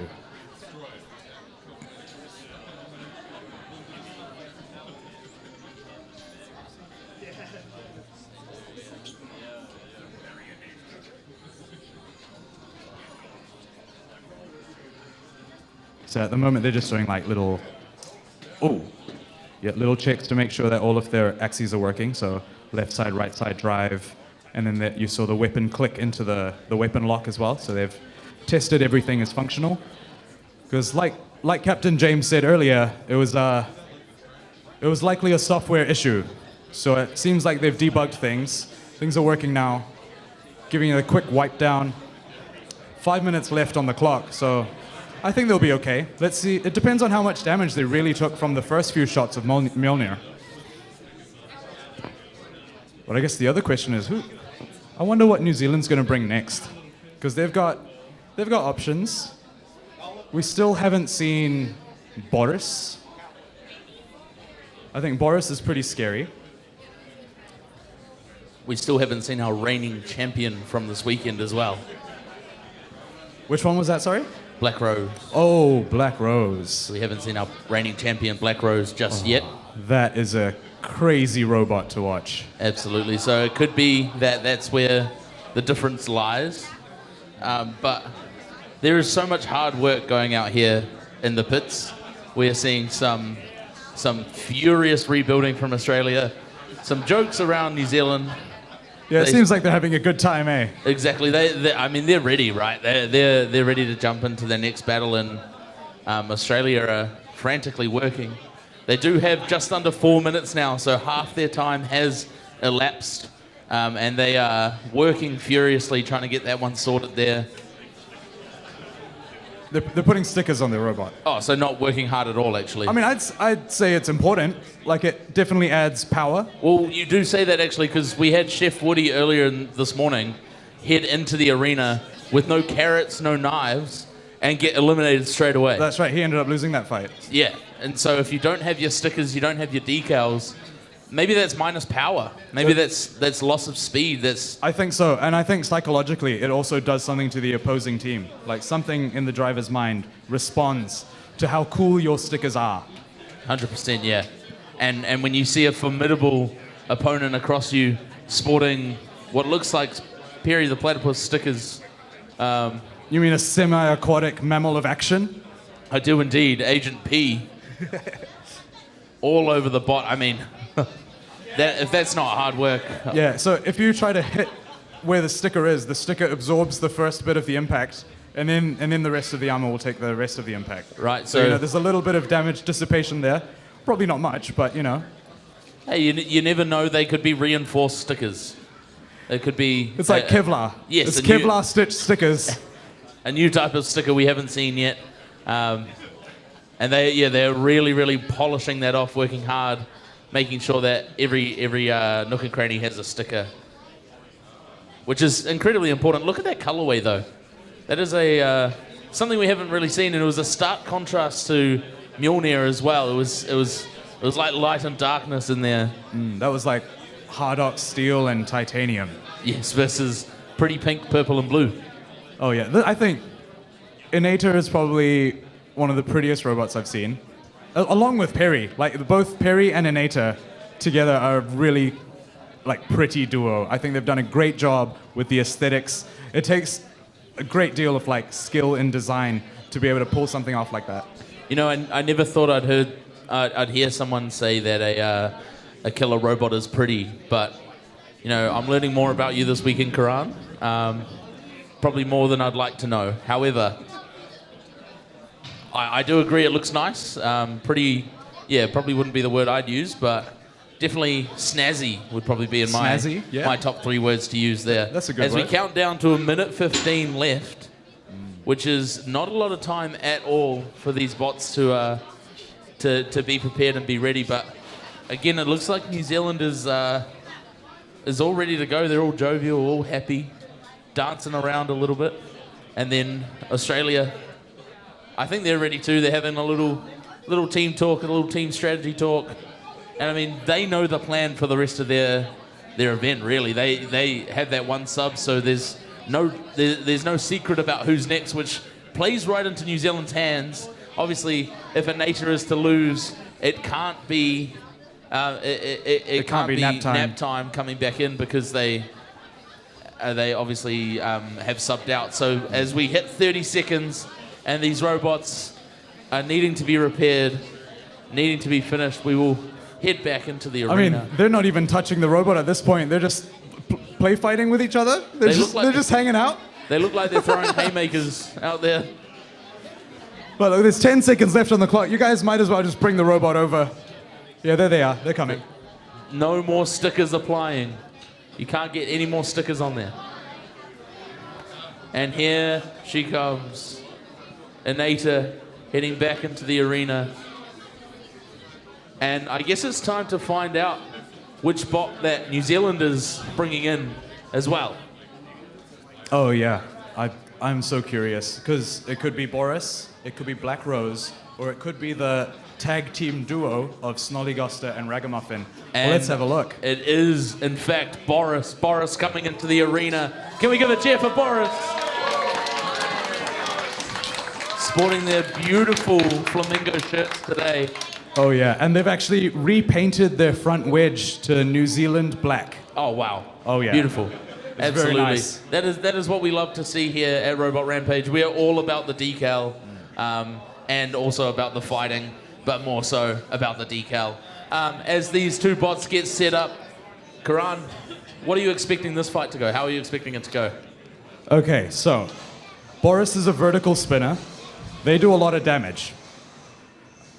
I think it's the similar strategy to what Mjolnir was trying to do. You start spinning up, you charge at your opponent, but what you'll also see is Boris will probably be kind of rising up onto its one side at a time, maybe, just because of the gyroscopic forces involved with such a strong spinning weapon, heavy weapon too. But seems like the arena's getting shut, so yeah. We'll see if that prediction comes true. Karan, let's get into this next fight. I'll leave you to your announcing duties. All right, cool. We pick up the magic microphone.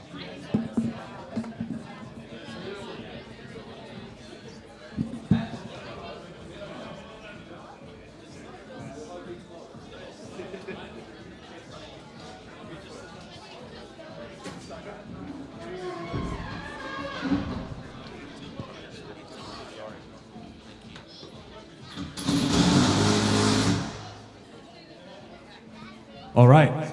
We know what that sound means, ladies and gentlemen. It means the box has been closed. So, fighting again on behalf of Team Australia on the orange square, please, everybody, give it up for Inator! Such a magnificent shot last time. Let's see if they can do it again. And in the blue square, on behalf of Team New Zealand, they say he once arm wrestled a hydraulic press, and the press tapped out. He doesn't dodge hits, he intimidates them into missing. Born in Auckland, forged in chaos, and built like a freight train with a grudge, this bot doesn't fight fair, it fights legendary. He counted to infinity twice. He's the robot Chuck Norris, and tonight he's here to crush your dreams. Give it up for the myth, the machine, the menace, it's Boris!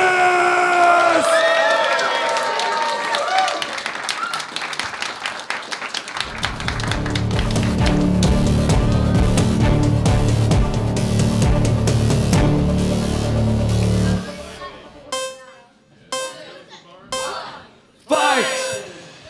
All right, so Boris spinning up. But look, the forks on Inator are long.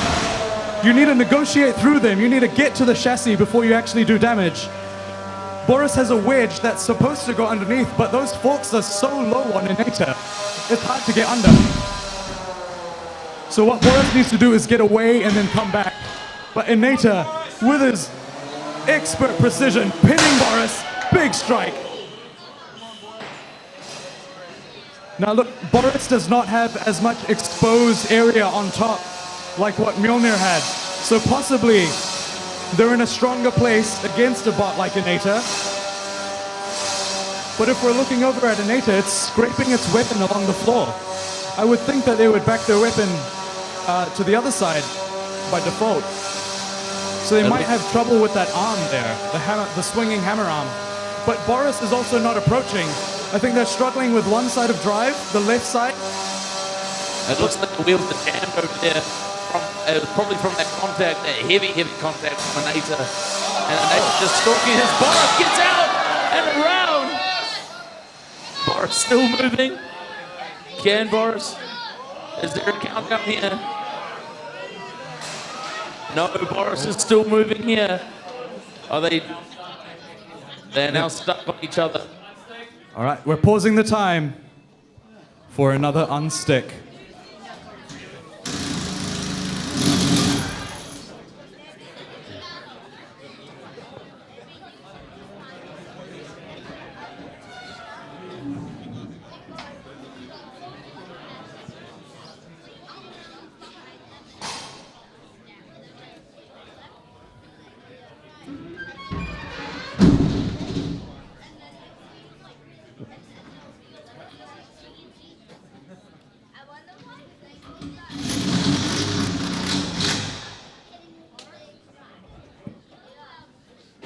All right, and we are restarting the time. 3, 2, 1. We're exactly halfway through this fight now.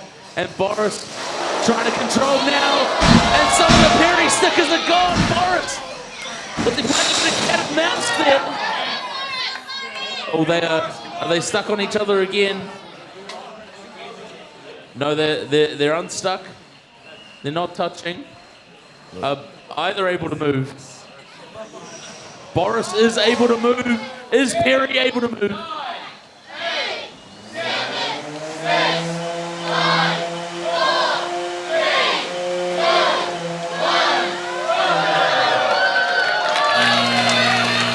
2, 1. Wow. So it's what you see after the unstick. The unstick has unstuck the Aussies twice now. So that is something that we have to be aware of, is when they get stuck together, when they get tangled in like that, that is something it gives both the robots a chance to cool down. And that can be a good thing if they're overheating, but if they're running on that adrenaline and then there's a pause, there's a stop, it can just allow time for those failures to set in, those mechanical failures to set in. Karan, what did you see? Oh, absolutely. I mean, as you said, robots run on adrenaline, and that's one of the key things. If you pause the match for too long, it's going to affect their performance, and that's what we saw here. So, obviously, Boris has done such a great job at constantly pressuring. I thought that they were going to be counted out, but they started moving. They were struggling with drive for a bit, but then they demonstrated that they could. But I think we have to go to team captain of New Zealand, Connor, and see what they want to do. They're talking furiously here, trying to see if they can get it done in 8 minutes. Connor. All right, here he is. What are we thinking? All right, so we are going to sub them out and bring in our next bot. They're going to bring in the next bot. They are. Okay. They're not giving it away just yet. However, they are using their sub. So that is both teams having used their sub now, which means that the strategies are wide open. Whoever New Zealand brings in next will set the order for the rest of the night for both sides. Yep. So it'll be a very, very interesting thing to see. Obviously, Australia does have no choice. They will have to bring in their last bot, which is Tessellate, of course, before they can then bring in nap time once again at the end. But we will, we'll have a look and we'll see what they can do. But they will not obviously need the 8 minutes to repair, because they'll have the repair time afterwards. So we'll move into our next fight a little bit quicker than expected, as Boris exits the arena and taking a load of tools with them just to make sure. Cool. So I guess both bots are out of the arena, so the 3-minute timer can start now? I'd say so. Is that how that works? Can we make that happen? Is that what we Is can that do? how we do that? Do we have the power? Do we just 3 go minutes? like 3, 2, 1, start the timer? No, it didn't work apparently for you. I can't. Unlucky. Do you want to try it? Yeah, maybe. Let's start the 3-minute timer in 3, 2, 1. What? Oh yeah, that's it. It's So me. it works when you do it? Absolutely, it Okay, does. okay. While that's happening, It's because we'll I have wore some- the Aussie hat, isn't it? Yes, yeah, you're an Aussie. We don't want that. While that's happening, we'll play some replays and we'll get everything sorted and ready to go and be back with you very soon.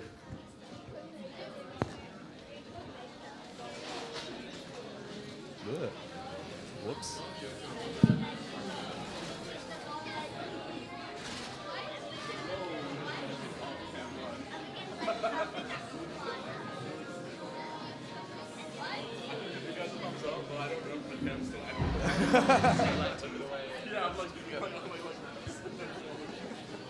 That's why we need a screen.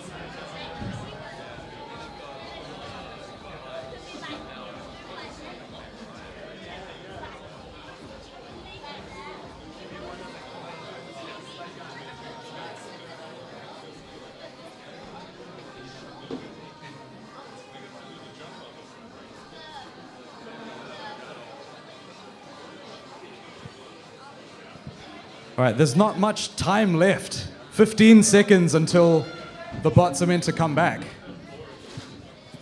Hopefully they've made up their minds.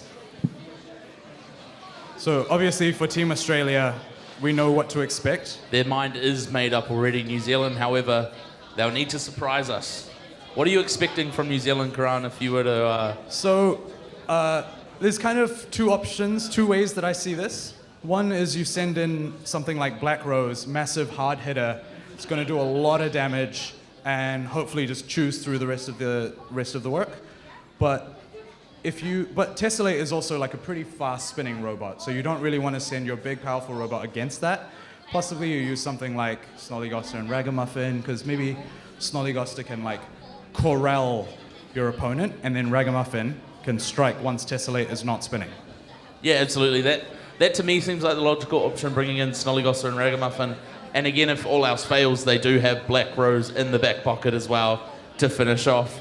You'd hope that they'd be able to finish off with Black Rose, our reigning champion. But as our bots are to come on in, we've elapsed our time, so we need our bots to come on through. So Should we get New Zealand in first? Yeah, Team New Zealand, make your way in, please. Let's see what they're bringing to the table or to the arena. Team New Zealand are making their way in here with their chosen bots, and it's what we expected, really. We did expect for Goster and Ragamuffin to come on through here. It's two mini bots. Do you want to explain a little bit about these bots, Karan, and how they work? Because obviously they're not both 13.5 kg. That's right. So they're about half of that weight each. So one robot, Goster, that one is the one with the green head.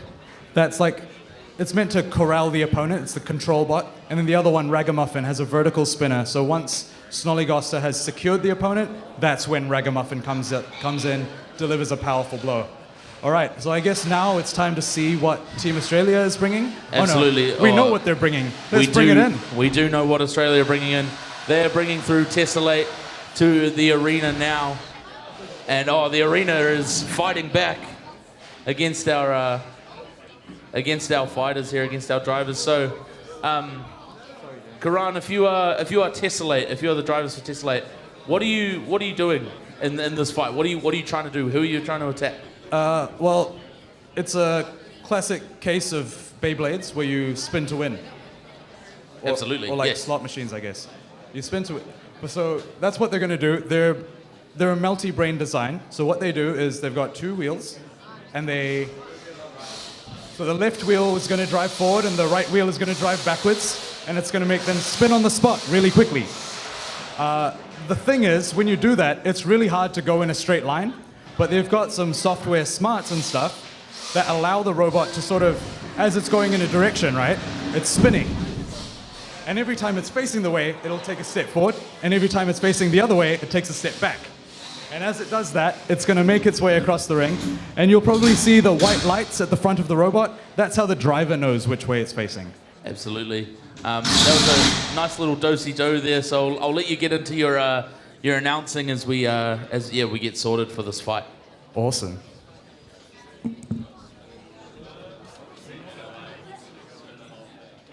Alrighty. The box has been shut. So let's get these introductions along the way. The new sub for the blue team, Team New Zealand. One's a schemer, one's a scrapper. Together, they're a two-headed nightmare stitched from drunk-yard dreams and back-alley brilliance. You'll see gears fly, plans unfold, and opponents fall. Not from brute strength, but from pure, unpredictable madness. When the serpent strikes and the ragtag riot rolls in, it's already too late. Welcome to the twisted tag team of Goster and Ragamuffin!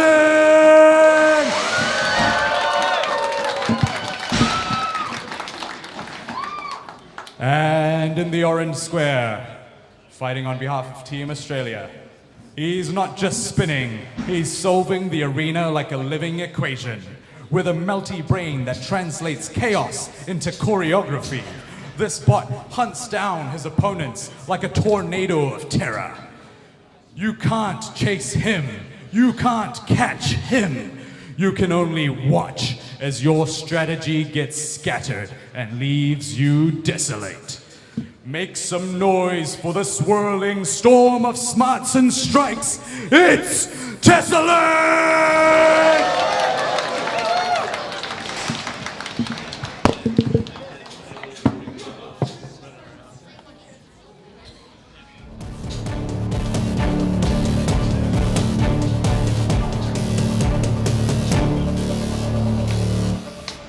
3, 2, 1, fight! Tessellate spinning up quickly there. Some friendly fire! And Ragamuffin gets sent. Tessellate is all around everywhere, trying to cause as much damage as they can. Ragamuffin and Goster don't know where they are. Tessellate spinning up. Oh! Friendly fire again! Goster and Ragamuffin have to work as a team. Oh! They have to work as a team here as Tessellate just causes havoc, is making these robots fight into each other. Ragamuffin is stuck down here. Goster will have to come and try and help their partner out. Tessellate will want to stop this from happening now. And they are back up. What teamwork that is there. Oh my gosh!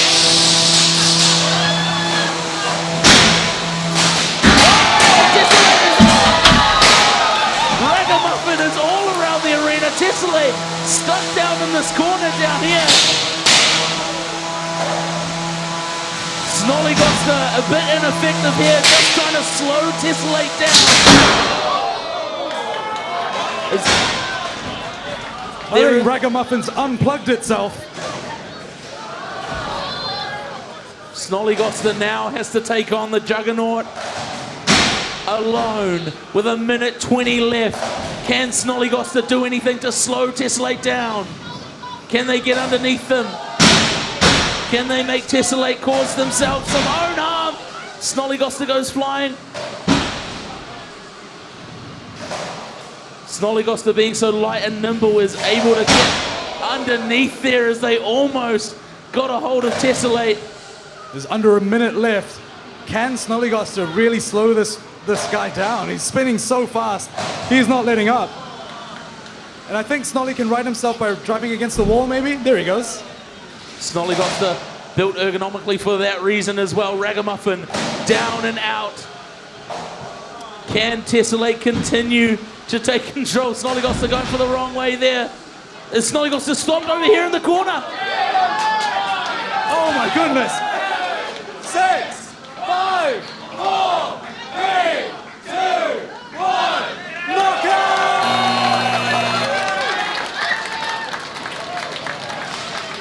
Wow. That was crazy. That From was start to finish. Incredible action there. Ragamuffin in the early stages flying around the arena, and Tessellate just causing damage again and again. Karan, what did we just see?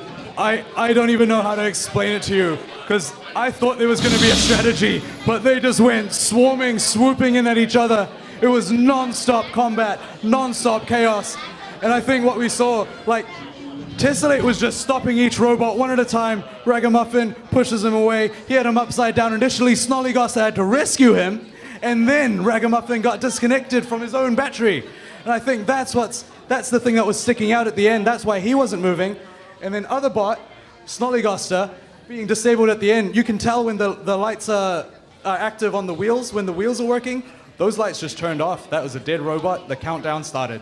Should we head over to team captain for Australia to see what they're going to do? I mean, they don't have a sub, so they're going to have to keep going. They're going to have to stay in. I guess they're just going to have to... we're going to bring the table in, get them situated to start repairing, and then start their 8-minute timer. And that'll be crucial. So the 8 minutes will start as soon as the table's in the arena. Looks like a bit of gamesmanship here from New Zealand, trying to turn off their bot in the way. trying to hold up the time there, as the table now is in the arena, and they will get the chance to build here. All right. And the timer will start in... I mean, should we just start it now? 8-minute timer. Let's get it started. Go. So they have 8 minutes now to continue working on this bot. They are going to be working hard here to ensure that their robot is ready to face Black Rose. Oh yeah, I think that's going to be a scary matchup, and it's going to be a very bouncy matchup. Absolutely, both robots will fly all over the arena. Tessellate, I mean, surviving in the best way possible. And as we count down through this time, I mean, if we have any vision to show, I'm sure that fight was absolutely crazy, especially the opening there, the way that Ragamuffin was flying around the arena. At one point, I thought I was going to have Ragamuffin in the face. The way it was flying this way, I know. It's just so unpredictable where it's going. Absolutely, and just a reminder to our audience here at Robot Rampage in the front row, just to stay off of the glass. I mean, there's not much more of a reminder than having a robot fly at your face, but if you could just stay away from the glass, that would be fantastic. As we look and see how they are rebuilding here, they are just so hard at work. They're pulling out the guts of Tessellate here, trying to get through and make sure that everything is working, everything is in order, and they are being very secretive about it as well. Look at them. So that's a new battery going in, the big purple block. So it means they'll be ready for the next round in terms of battery, because I think they keep their power pinned down the entire fight. Like, if they're not spinning, they're doing nothing. So there's no point in doing that. Absolutely, and so with the speeds that they're spinning and how fast and how hard they're hitting, you need a lot of battery power. So to say that they'd be checking on those batteries, making sure that they're all ready, is probably a bit of an understatement there.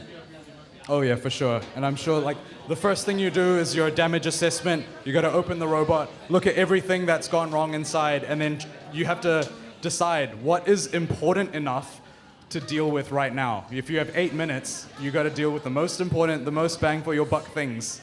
Well, now they have just under 6 minutes, 2 minutes already gone. So we will be back with you very soon.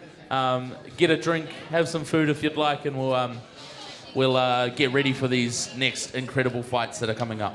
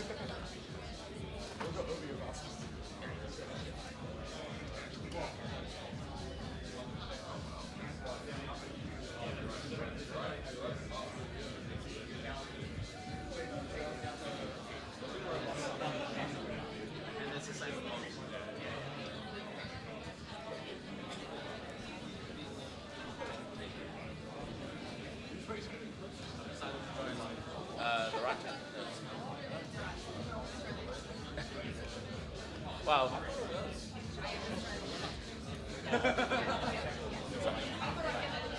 Right, yeah. Oh, Australia's great.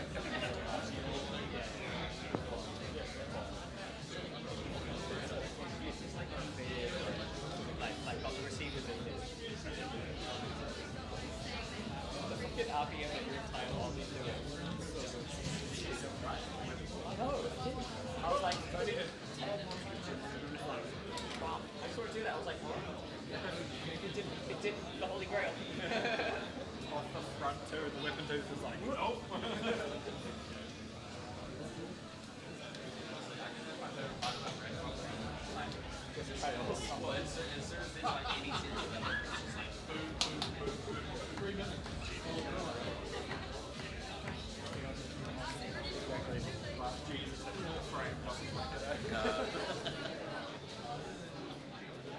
And we now have under 3 minutes left here, but it looks like Tessellate are closing up.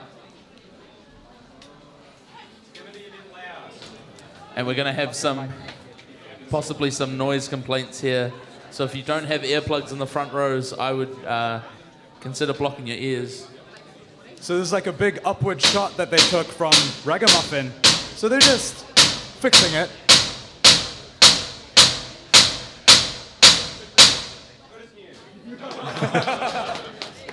It's like a new part was just added on there, it looks like.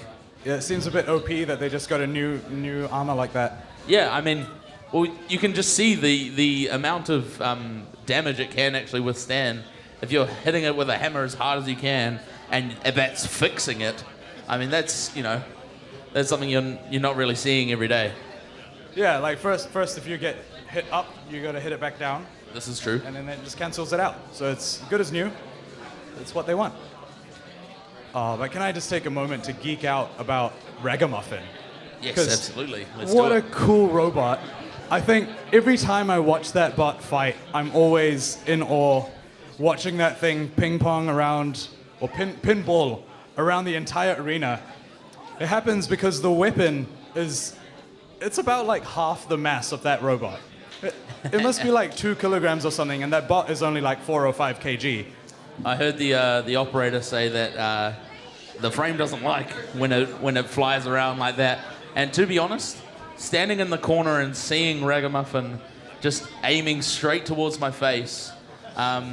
Look, I've never looked death in the eyes, but that was probably about as close as I'd get. But luckily we have obviously this incredible glass, this perspex on the outside that will stop all of these. Oh yeah, for sure. Stop all of these flying robots. Actually, in our final earlier today, the weapon fall off from Obliterator. Oh, and yeah. there is vision up on our socials, and we have 30 seconds left as we're going. But the vision on our socials of that blade just Like careening into the towards the wall. wall. That And was if you're in crazy. the front row there, that is something you don't like to see. But Tessellate have 15 seconds left now to ensure that they are ready for this fight, and then if they're not, they just have to go back in anyway. They're just gonna have to deal with it. So they're gonna have to get all their hands off the robot in 5, 4, 3, 2, 1. Hands off. Perfect. All right, guys, into your square, and we'll take the table out. And look, I haven't changed allegiance. My head was cold. That's what I'm saying. Oh, yeah. That's how I am. It's true. Australia is a lot warmer Yes. than New Zealand. 100%. So I have to wear a beanie here, but because you've got that hat, you're Yeah, good so now. look, I mean, it's not just because they won their last match. I'll say that. It's not because they're on a 3-match win streak. It's a coincidence. Very much a coincidence there. Okay. I mean, as the table is now being taken out of the arena and we get the bots in, I mean, it's no secret that this match now is going to be a pivotal point of tonight, of this fight, of this 5v5 massive New Zealand versus Australia battle, because Black Rose, our champion, is coming in to take on Tessellate. We are going to see robots flying tonight, aren't we, Karan? Oh, this is going to be wild. Every time I see these robots fight, there's a lot of ricocheting. There's a lot of bouncing. They're going to go all around the arena. Another reminder to keep yourself off the glass, because the robots are going to use that glass.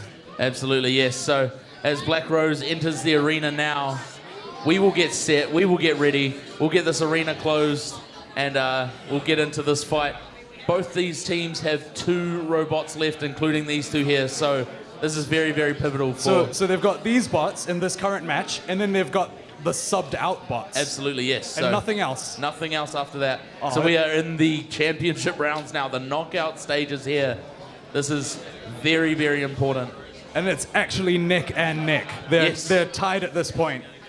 The only difference is that Tessellate has been through 1 extra fight than Black Rose has. Absolutely. All right, I'll let you get into your announcing. All right. I'll go say sorry to every New Zealander I know, and we'll get into this fight.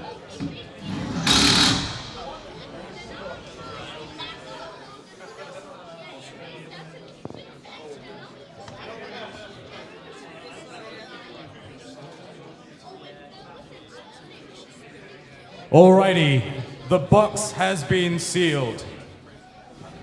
So we know who's in the orange square on behalf of Australia. Everybody please give it up for Tessellate!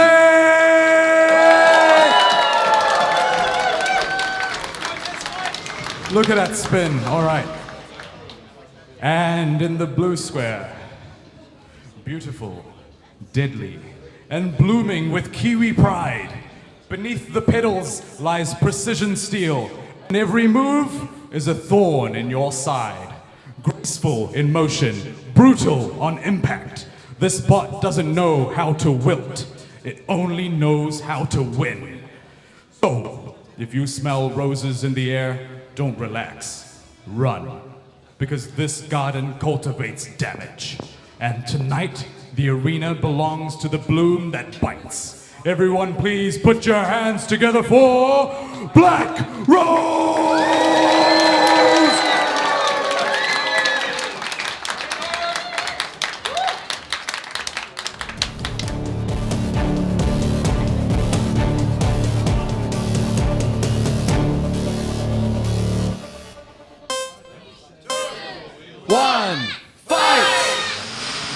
Tessellate spinning up, Black Rose attacking straight away. Tessellate trying to use exactly the same as they did before. Black Rose seems to be struggling a little bit with their drive, maybe letting Tessellate come towards them. They're trying to deflect the blows a little bit as they make heavy contact again. Black Rose's weapon spinning up. Tessellate has stopped. 7, 6, 5, 4, 3, 2, 1.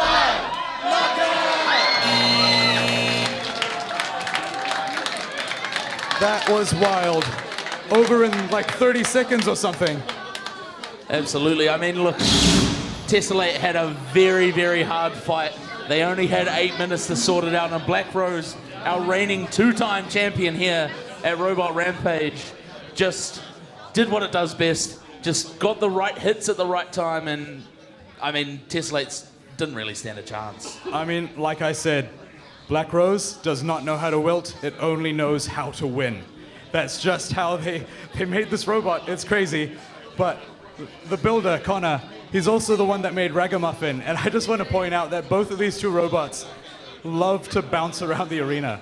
I think the thing I was concerned about, though, is that the wheels seemed like they were struggling a little bit. I feel like they're going to have to do some repair on that. But look, they're about to put it down. Should we start the time Let's for start their Black timer. Rose repair? All right. Yes, we'll Let's wait for the their pit crew as they go. Oh, I mean, is Connor the pit crew?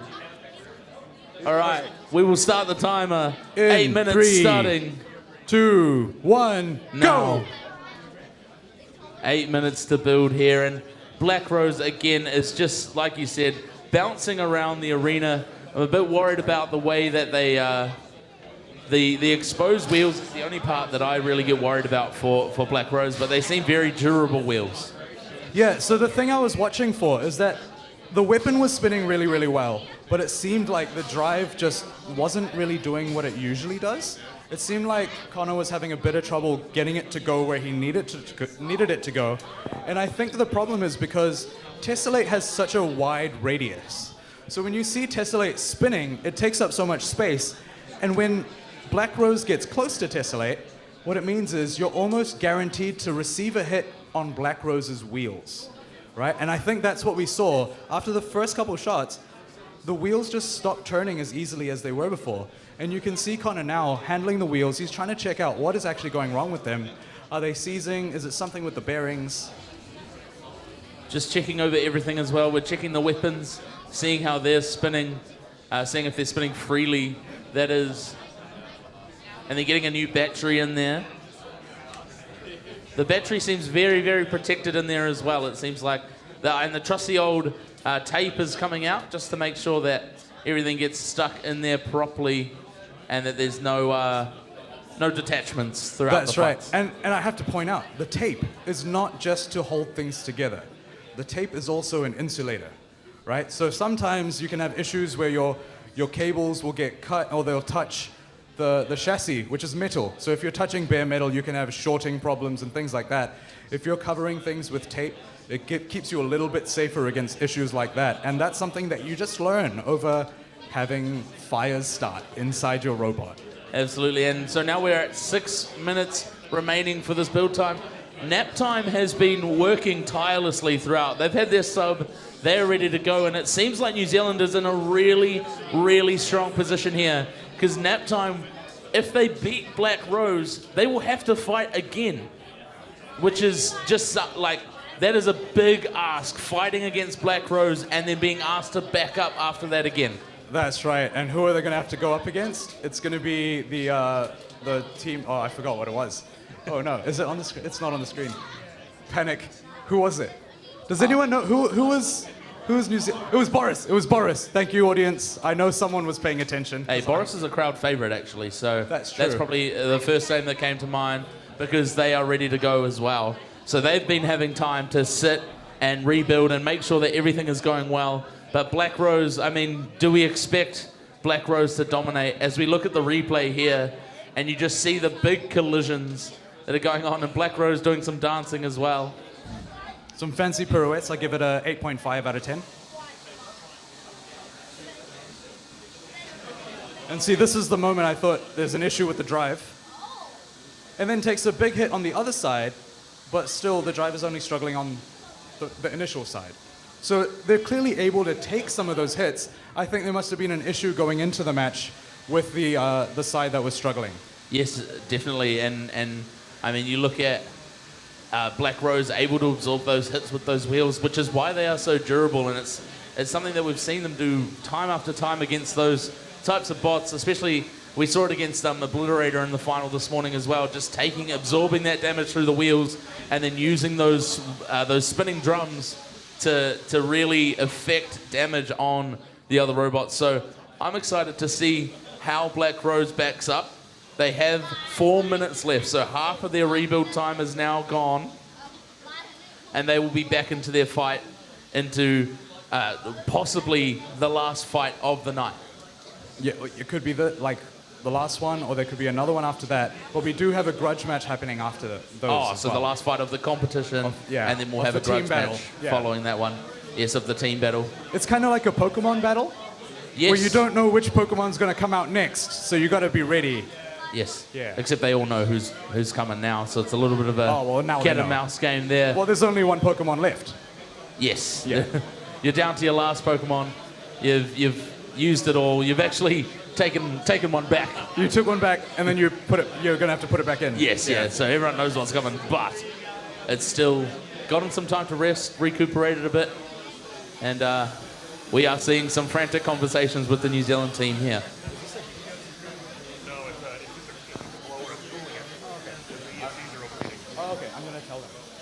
So you're probably wondering what the gun they're pointing at the thing is. That's it's just a blower.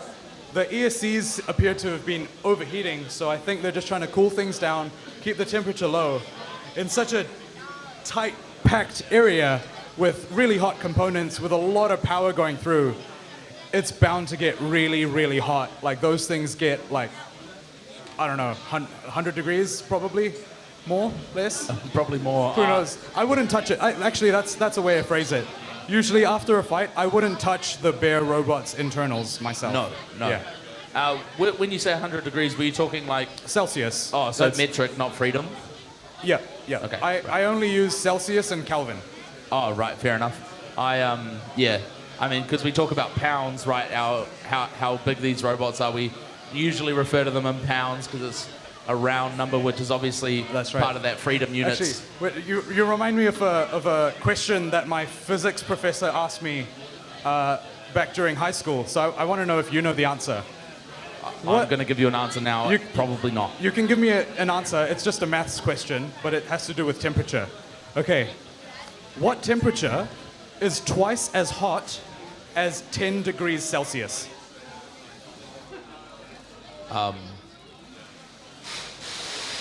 I have no idea. Is it 15? Well, it's not 15. Do you want another guess? No, actually I don't, because I'm already made a fool of myself. I actually did general science in my third year of high school, and then decided that that was too easy for me, so I never took science again. Fair enough. You've already understood it all. Yes, I understood everything that was to do with science, so I decided to move on. Yeah. So no, I don't actually know. Do you want to... Look, there's only a minute left, so I'll tell you. So double 10 degrees Celsius, people usually think it's 20 degrees Celsius, but that's a huge mistake. That was my first inkling. Yeah, because what you actually think is zero isn't really zero. 0 degrees Celsius is more like 273 degrees Kelvin, which actually means double 10 degrees Celsius is about 283 degrees Kelvin. And I'm lost. All right, we have 30 seconds left of this build time. Sorry, that was too confusing when you started using other movements. Celsius, 230 degrees Celsius. Sorry, 283 degrees Celsius. Yeah. Okay, that's probably way more confusing now, as well. Throwing yes, more exactly. numbers out. And we are getting into our last 10 seconds now. Let's get a countdown going. 10, 9, 8, 7, 6, 5, 4, 3, 2, 1, and hands off. Oh, they're already packing away ready. the tools. Yeah. That was a bit of an anticlimactic countdown there. So as we get that all sorted, obviously we know what is coming back with the Australian bot here.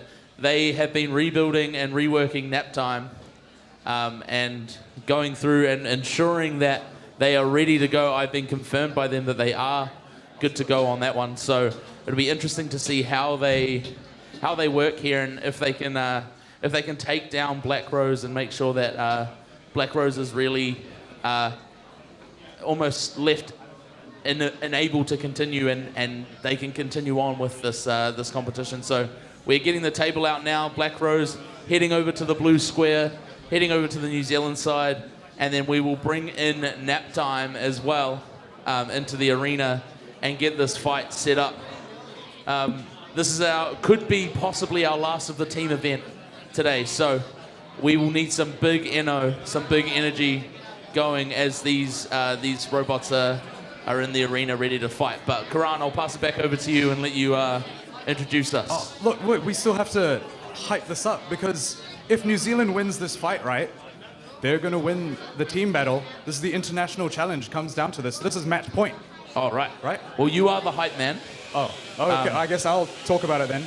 Yeah, absolutely. I mean, I just kind of bring the facts, and you bring the physics questions. The physics questions and the horrible answers. Yes, and the 293 degrees. Kelvin. 83. No, Celsius. Celsius. I'm confused. I don't know. 283 Celsius. Celsius, there we go.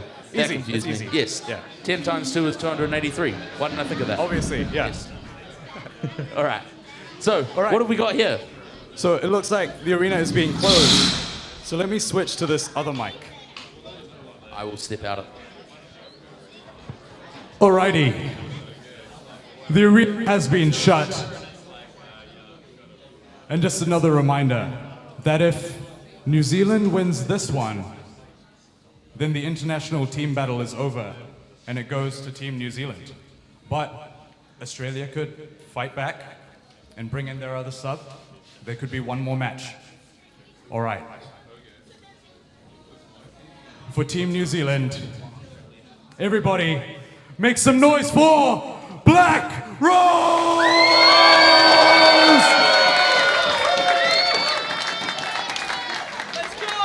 And their challenger from Team Australia, it's Nap Time!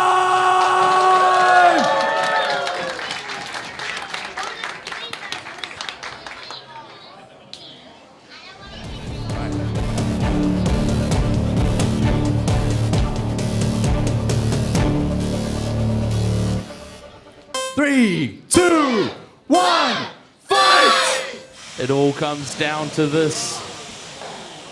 Black Rose. Oh, this could be bad for Black Rose. Nap Time with a big hit there.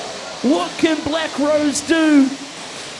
They're trying to grind away here, but Nap Time has the speed to turn. Something that Black Rose isn't used to. Nap Time trying to trap Black Rose here. Black Rose fighting furiously to get away. Nap Time trying to spin up their hammer, but Black Rose are out there.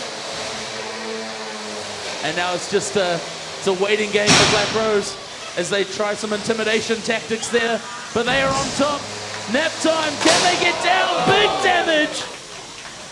Now see, those were yellow sparks, that's steel. And there is some heavy damage going on here. Black Rose, can they affect, as we are 1 minute through here? This is now time. This is, Black Rose really needs to show what they can do if New Zealand want to win it here. If they want to close it out, can Nap Time move? Nap Time's not moving. 6, 5, 4. Is this a double? 3, 2, 1. No? No, it's not a double. Wow. Oh my goodness. Nap Time came out of the blocks absolutely firing. Our winner tonight is New Zealand!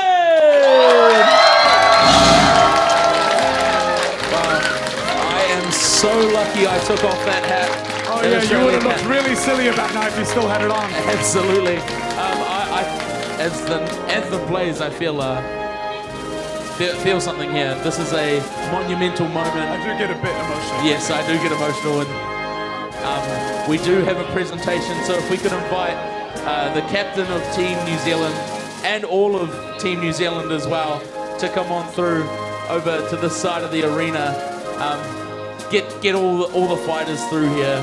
Make sure that they're all in this. This is a team event, a team win. Here we go, coming on through now. Onto the side, if we maybe put the arena down, just so we have a little bit more space here. Here they come in. All right. Our winners, once again, if we can invite the captain and the whole team over here. Our winners tonight is New Zealand! We have the trophy here for you. How do you feel? Oh, it's a bit of a relief to beat, all the Australians coming over. It's nice that we put them in their place. Absolutely, and so obviously there was a lot of strategy going into tonight. Did you feel really confident leaving Black Rose that close to the end there? Yeah, so there was a full rebuild sort of between the previous session and this one, so reasonably confident. But obviously with that last match, we were unsure if the weapon was working, and it wasn't. But unfortunately, that's the nature of this. So yeah. Absolutely, and so we saw some incredible fights out there. How proud are you of your team behind you there? Are there many words you can use to describe just how well your team has come together? Oh yeah, so proud. Like everyone's put in so many hours, late nights, many, late into the morning, many 4 a.m. nights. So yeah, everyone's put in so much effort, and it's awesome to see sort of all the robots performing. Well done. Well done, New Zealand. Thank you also. Can we give a big round of applause to the Australian team as well?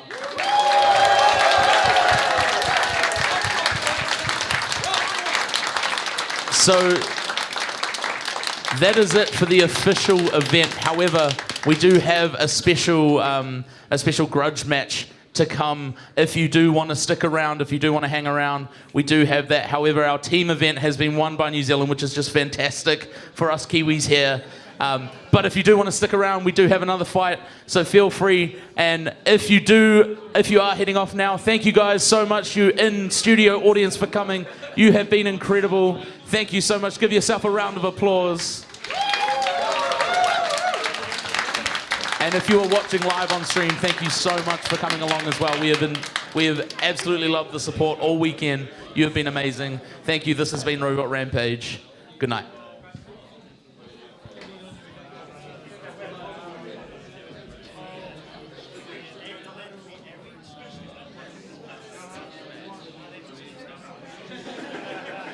Fury Fox. So the grudge match is going to be Chef Woody and Fury Fox. I'm pretty hyped for that. There's going to be a lot of debris, let's just say. The floating shaft, making it look like it was kind of... But it'll probably be a couple minutes while we get the teams back out of the way.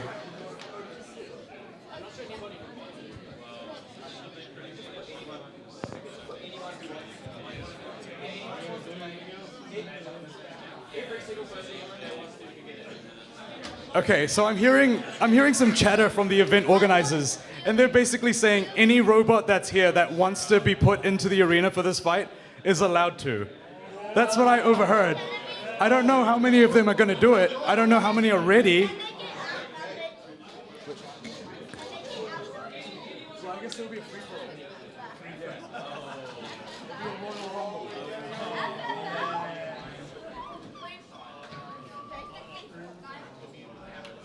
Sorry?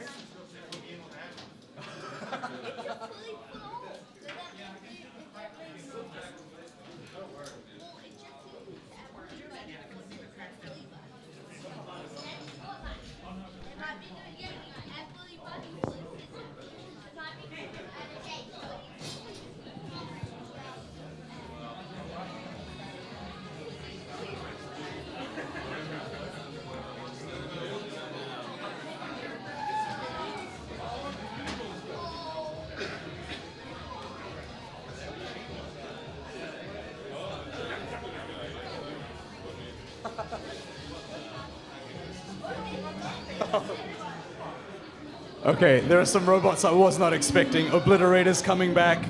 Moist Pony's coming back. Oh my goodness.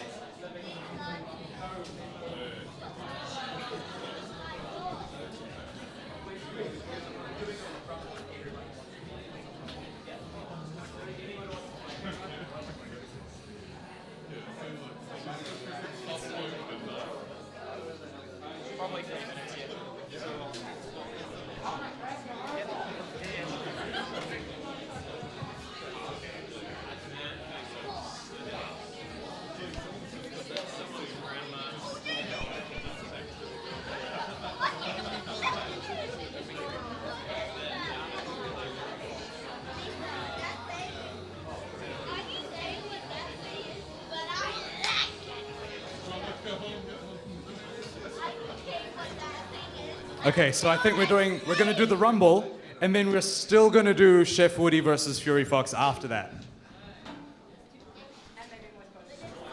And maybe Moist Pony if it's alive. Okay. That is Moist Pony in the arena at the moment. It's one of my favorite bots. It cost about $40 in parts from Kmart.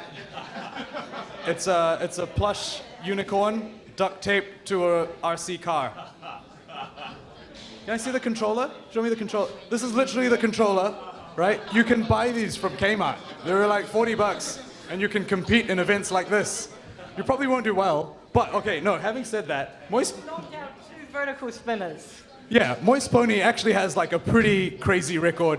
It had a Royal Rumble against 2 heavyweights and knocked them both out. That was probably like the biggest upset of all time.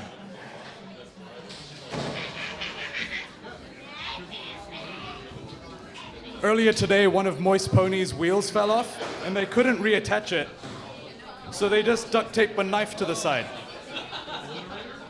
So that's what you're seeing there. I was telling them they should duct tape it to the wheel hub so that it spins too. So they said maybe next time.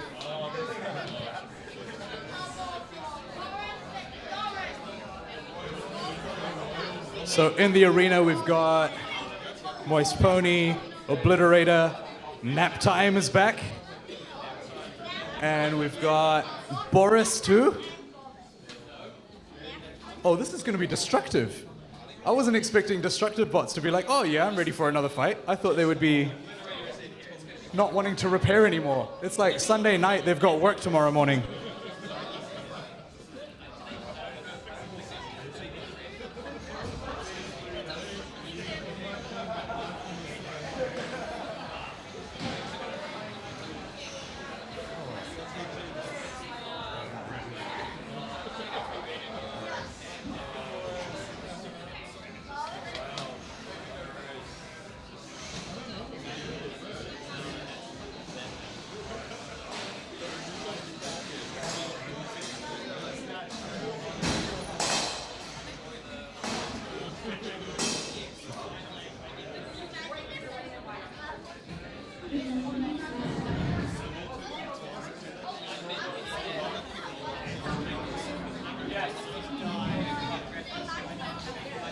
All right, I think we're expecting Goster to arrive soon.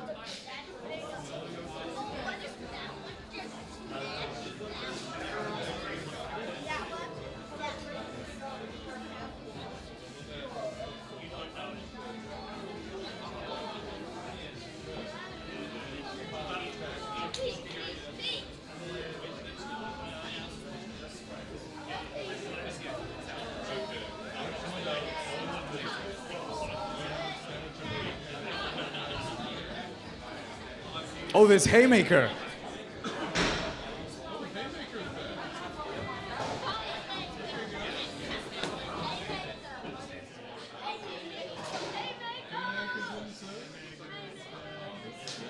So we've got Haymaker and Goster entering the ring.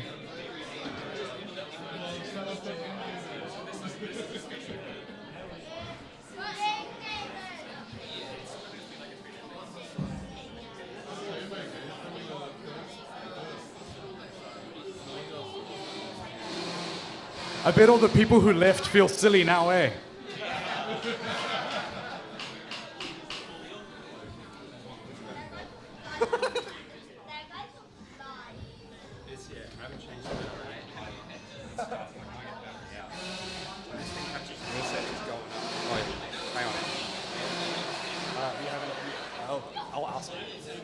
All right, I'm here with James, the driver of Obliterator. Tell me, is the battery ready? What have you done to prepare for this fight? This is exactly how it left the last fight, except I've tightened the bolt that stops the link from falling out.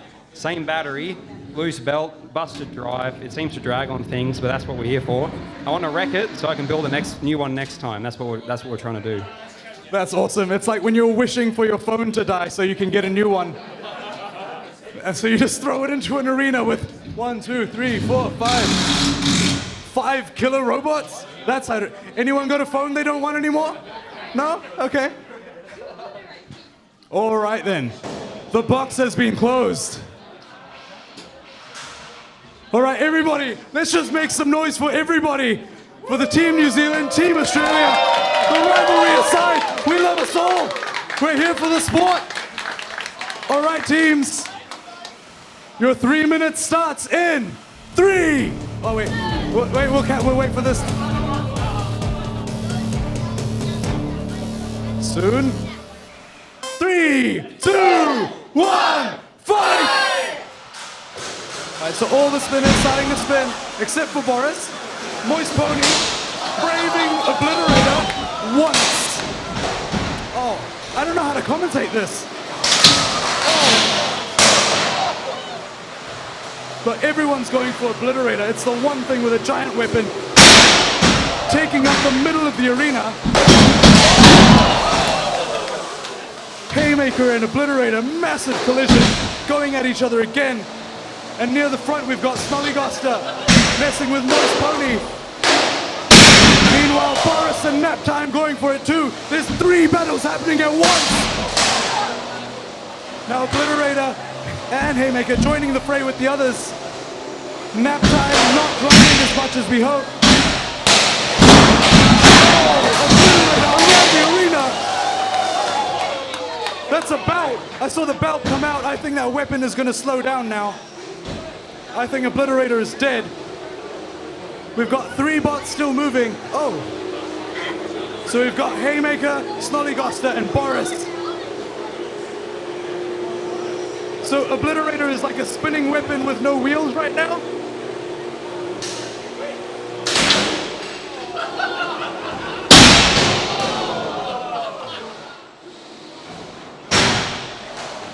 They're trying to see if they can corral Obliterator out of the way. That spinning weapon is a hazard wherever it is. And Haymaker trying to do some more damage to Obliterator. But I don't think it's able to spin back up now. We're down to 2 bots now. About 70 seconds left. So Naptime still can swing the hammer. Unfortunately, the drive is just not working on the right-hand side. Maybe they can inch their way towards the middle. Haymaker, big impact on the wall. Shredding away at Moist Pony. More damage on the wall. Oh, the weapon of Naptime also spinning. And Haymaker, oh, riding up onto Naptime. Here we go, Haymaker not moving too quick. I see a cable coming out of the right side hole of Haymaker. Do you see that? There's a little wire. But look at that, Naptime back in the middle somehow. Haymaker very close to the wall with that weapon. Oh, look at that pirouette getting back into the fray. Now Goster still pushing. So I think Goster is, oh wow, sparks flying. 8 seconds left on the clock. 6, 5, 4, 3, 2, 1, and time!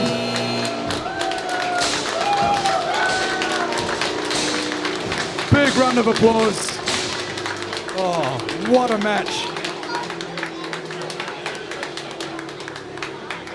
So there's still a few robots moving. I don't know how they're going to judge this. I don't even know if the judges were watching, because one of the refs is up there.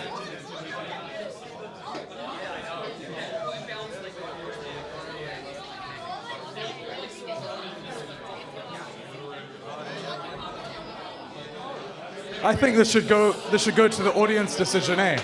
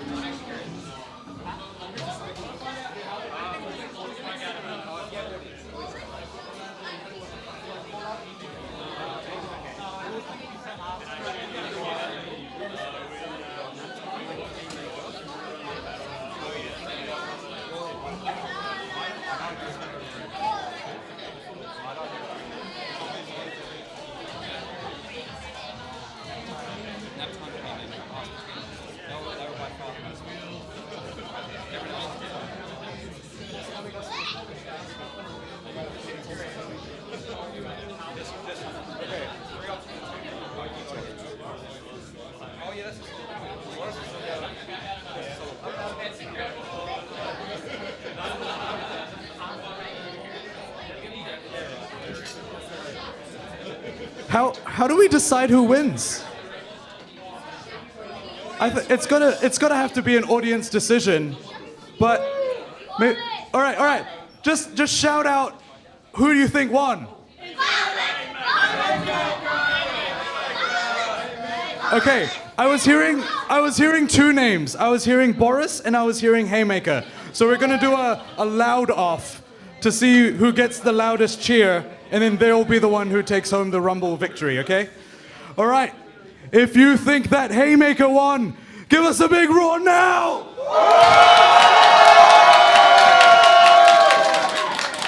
All right, that was pretty solid.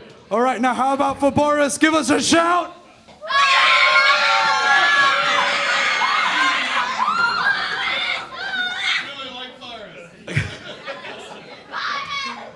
Oh, should we do it again? That felt so. Maybe I should stand somewhere else.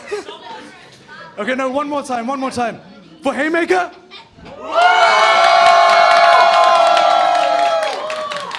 Okay, I'm seeing clapping and hands up and everything all around the building.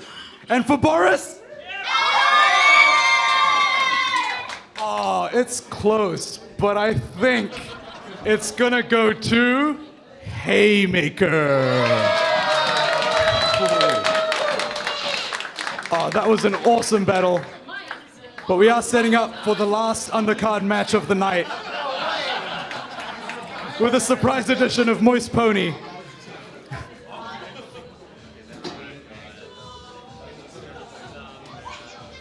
Now here's the thing. I've been writing all these intros all weekend and they've been really tiring, right? I did write intros for these. Do you guys want to hear them? Okay.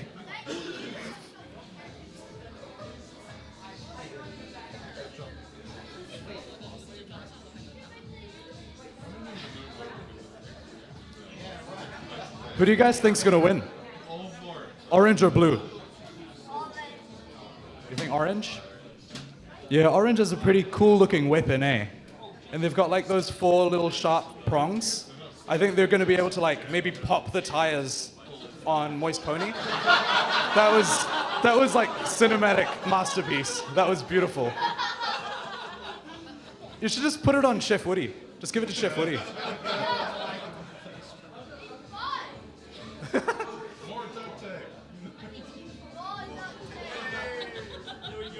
Yeah, there you go.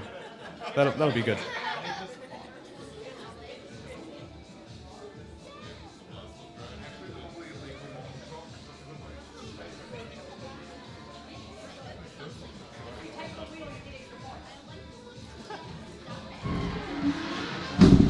All right, so the team with the most wheels gets like a bonus point at the end of this, by the way.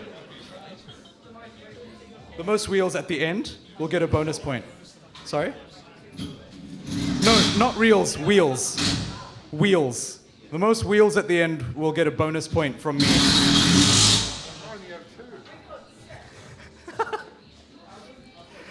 All right.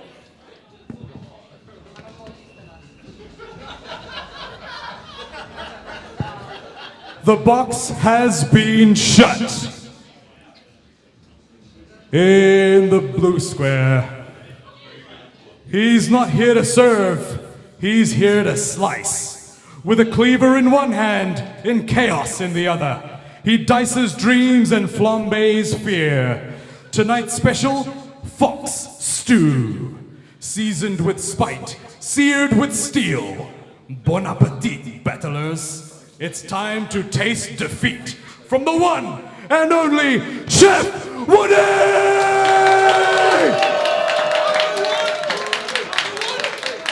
And Moist Pony. And in the orange square, she's fast, feral, and foaming at the gears. With eyes like embers and blades like fangs. She hunts in silence, then strikes in screams. No cage can hold her. No prey escapes. This isn't a fight, it's a feeding frenzy. Make way for the wildfire with whiskers. It's Fury Fox!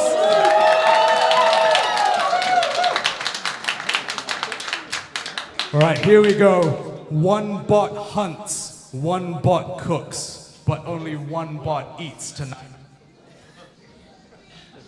Let's get the countdown underway. Where are the lights? Oh, fancy lights.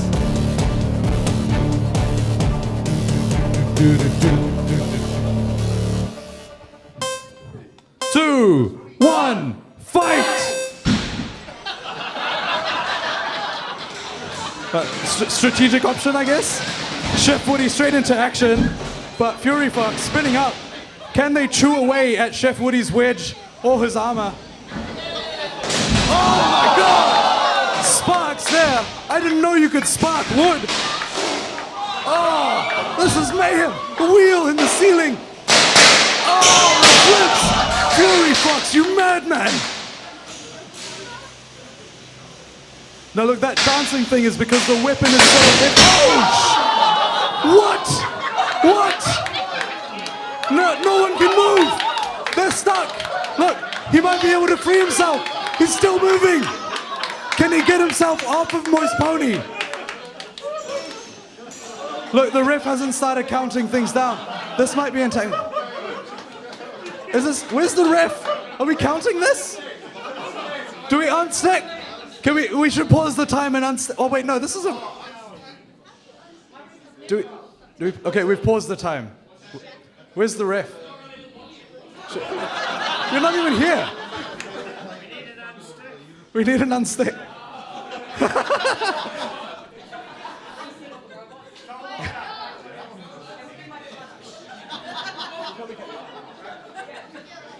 Can we do it? Yeah, we'll set them all back on their wheels. And then reset. All right, hands off controllers.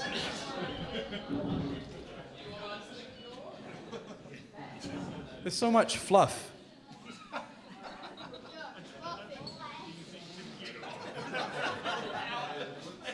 It's like fully jammed in there.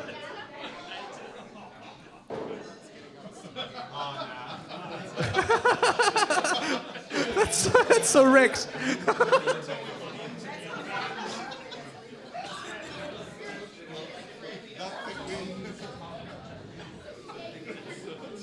I've got one of those vacuums that like does the thingy to get pet hair and stuff, and I accidentally went over like this carpet that was coming loose, and I unthreaded half of it. It just got sucked into the vacuum. It feels like exactly what Fury Fox is up to. So the pony's just part of the fox now, and then the car's just by itself. Is this an unstick? What are you guys doing? What?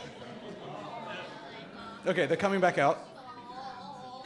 Oh, strategic decision. He's just setting him on the top of a ramp, so he's going to get a bit of a momentum on the way down. All right, Tim heading back in. Captain of Team Sly Robotics. He's not allowed to remove the stuffing. He's putting the battery... What do you mean there's no connector to your battery? Oh, he took out the plug to your battery, and so the battery can't be plugged in. You're hot wiring it on.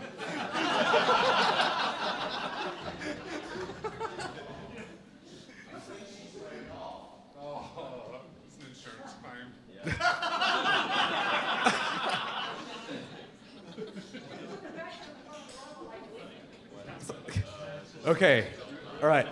The humans are back out. We're closing the box.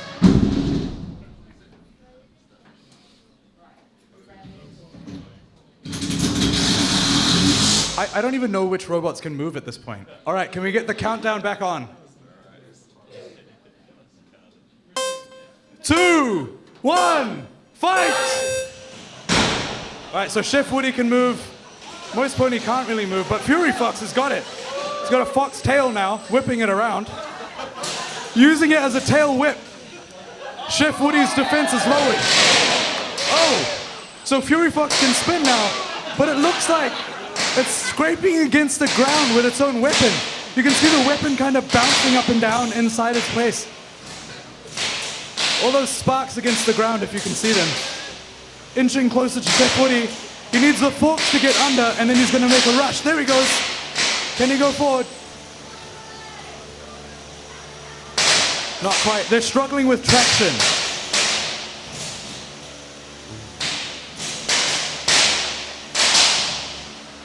Oh, look at him dance. Oh, that's some cool moves. Sick moves from Fury Fox. Oh, he's coming. Oh. How did that work so well? Get him, get him, get him.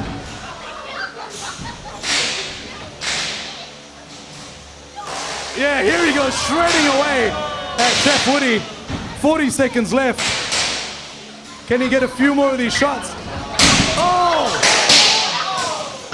Have you seen a driver drive like this? He wants to use his weapon and drop down from above? Oh my goodness. 20 seconds. Oh! Such driving. Fury Fox, can you still move? Come on, you can do this. Get moving. 9, 8, 7, 6, 5, 4, 3, 2, 1. Knockout! Chef Woody!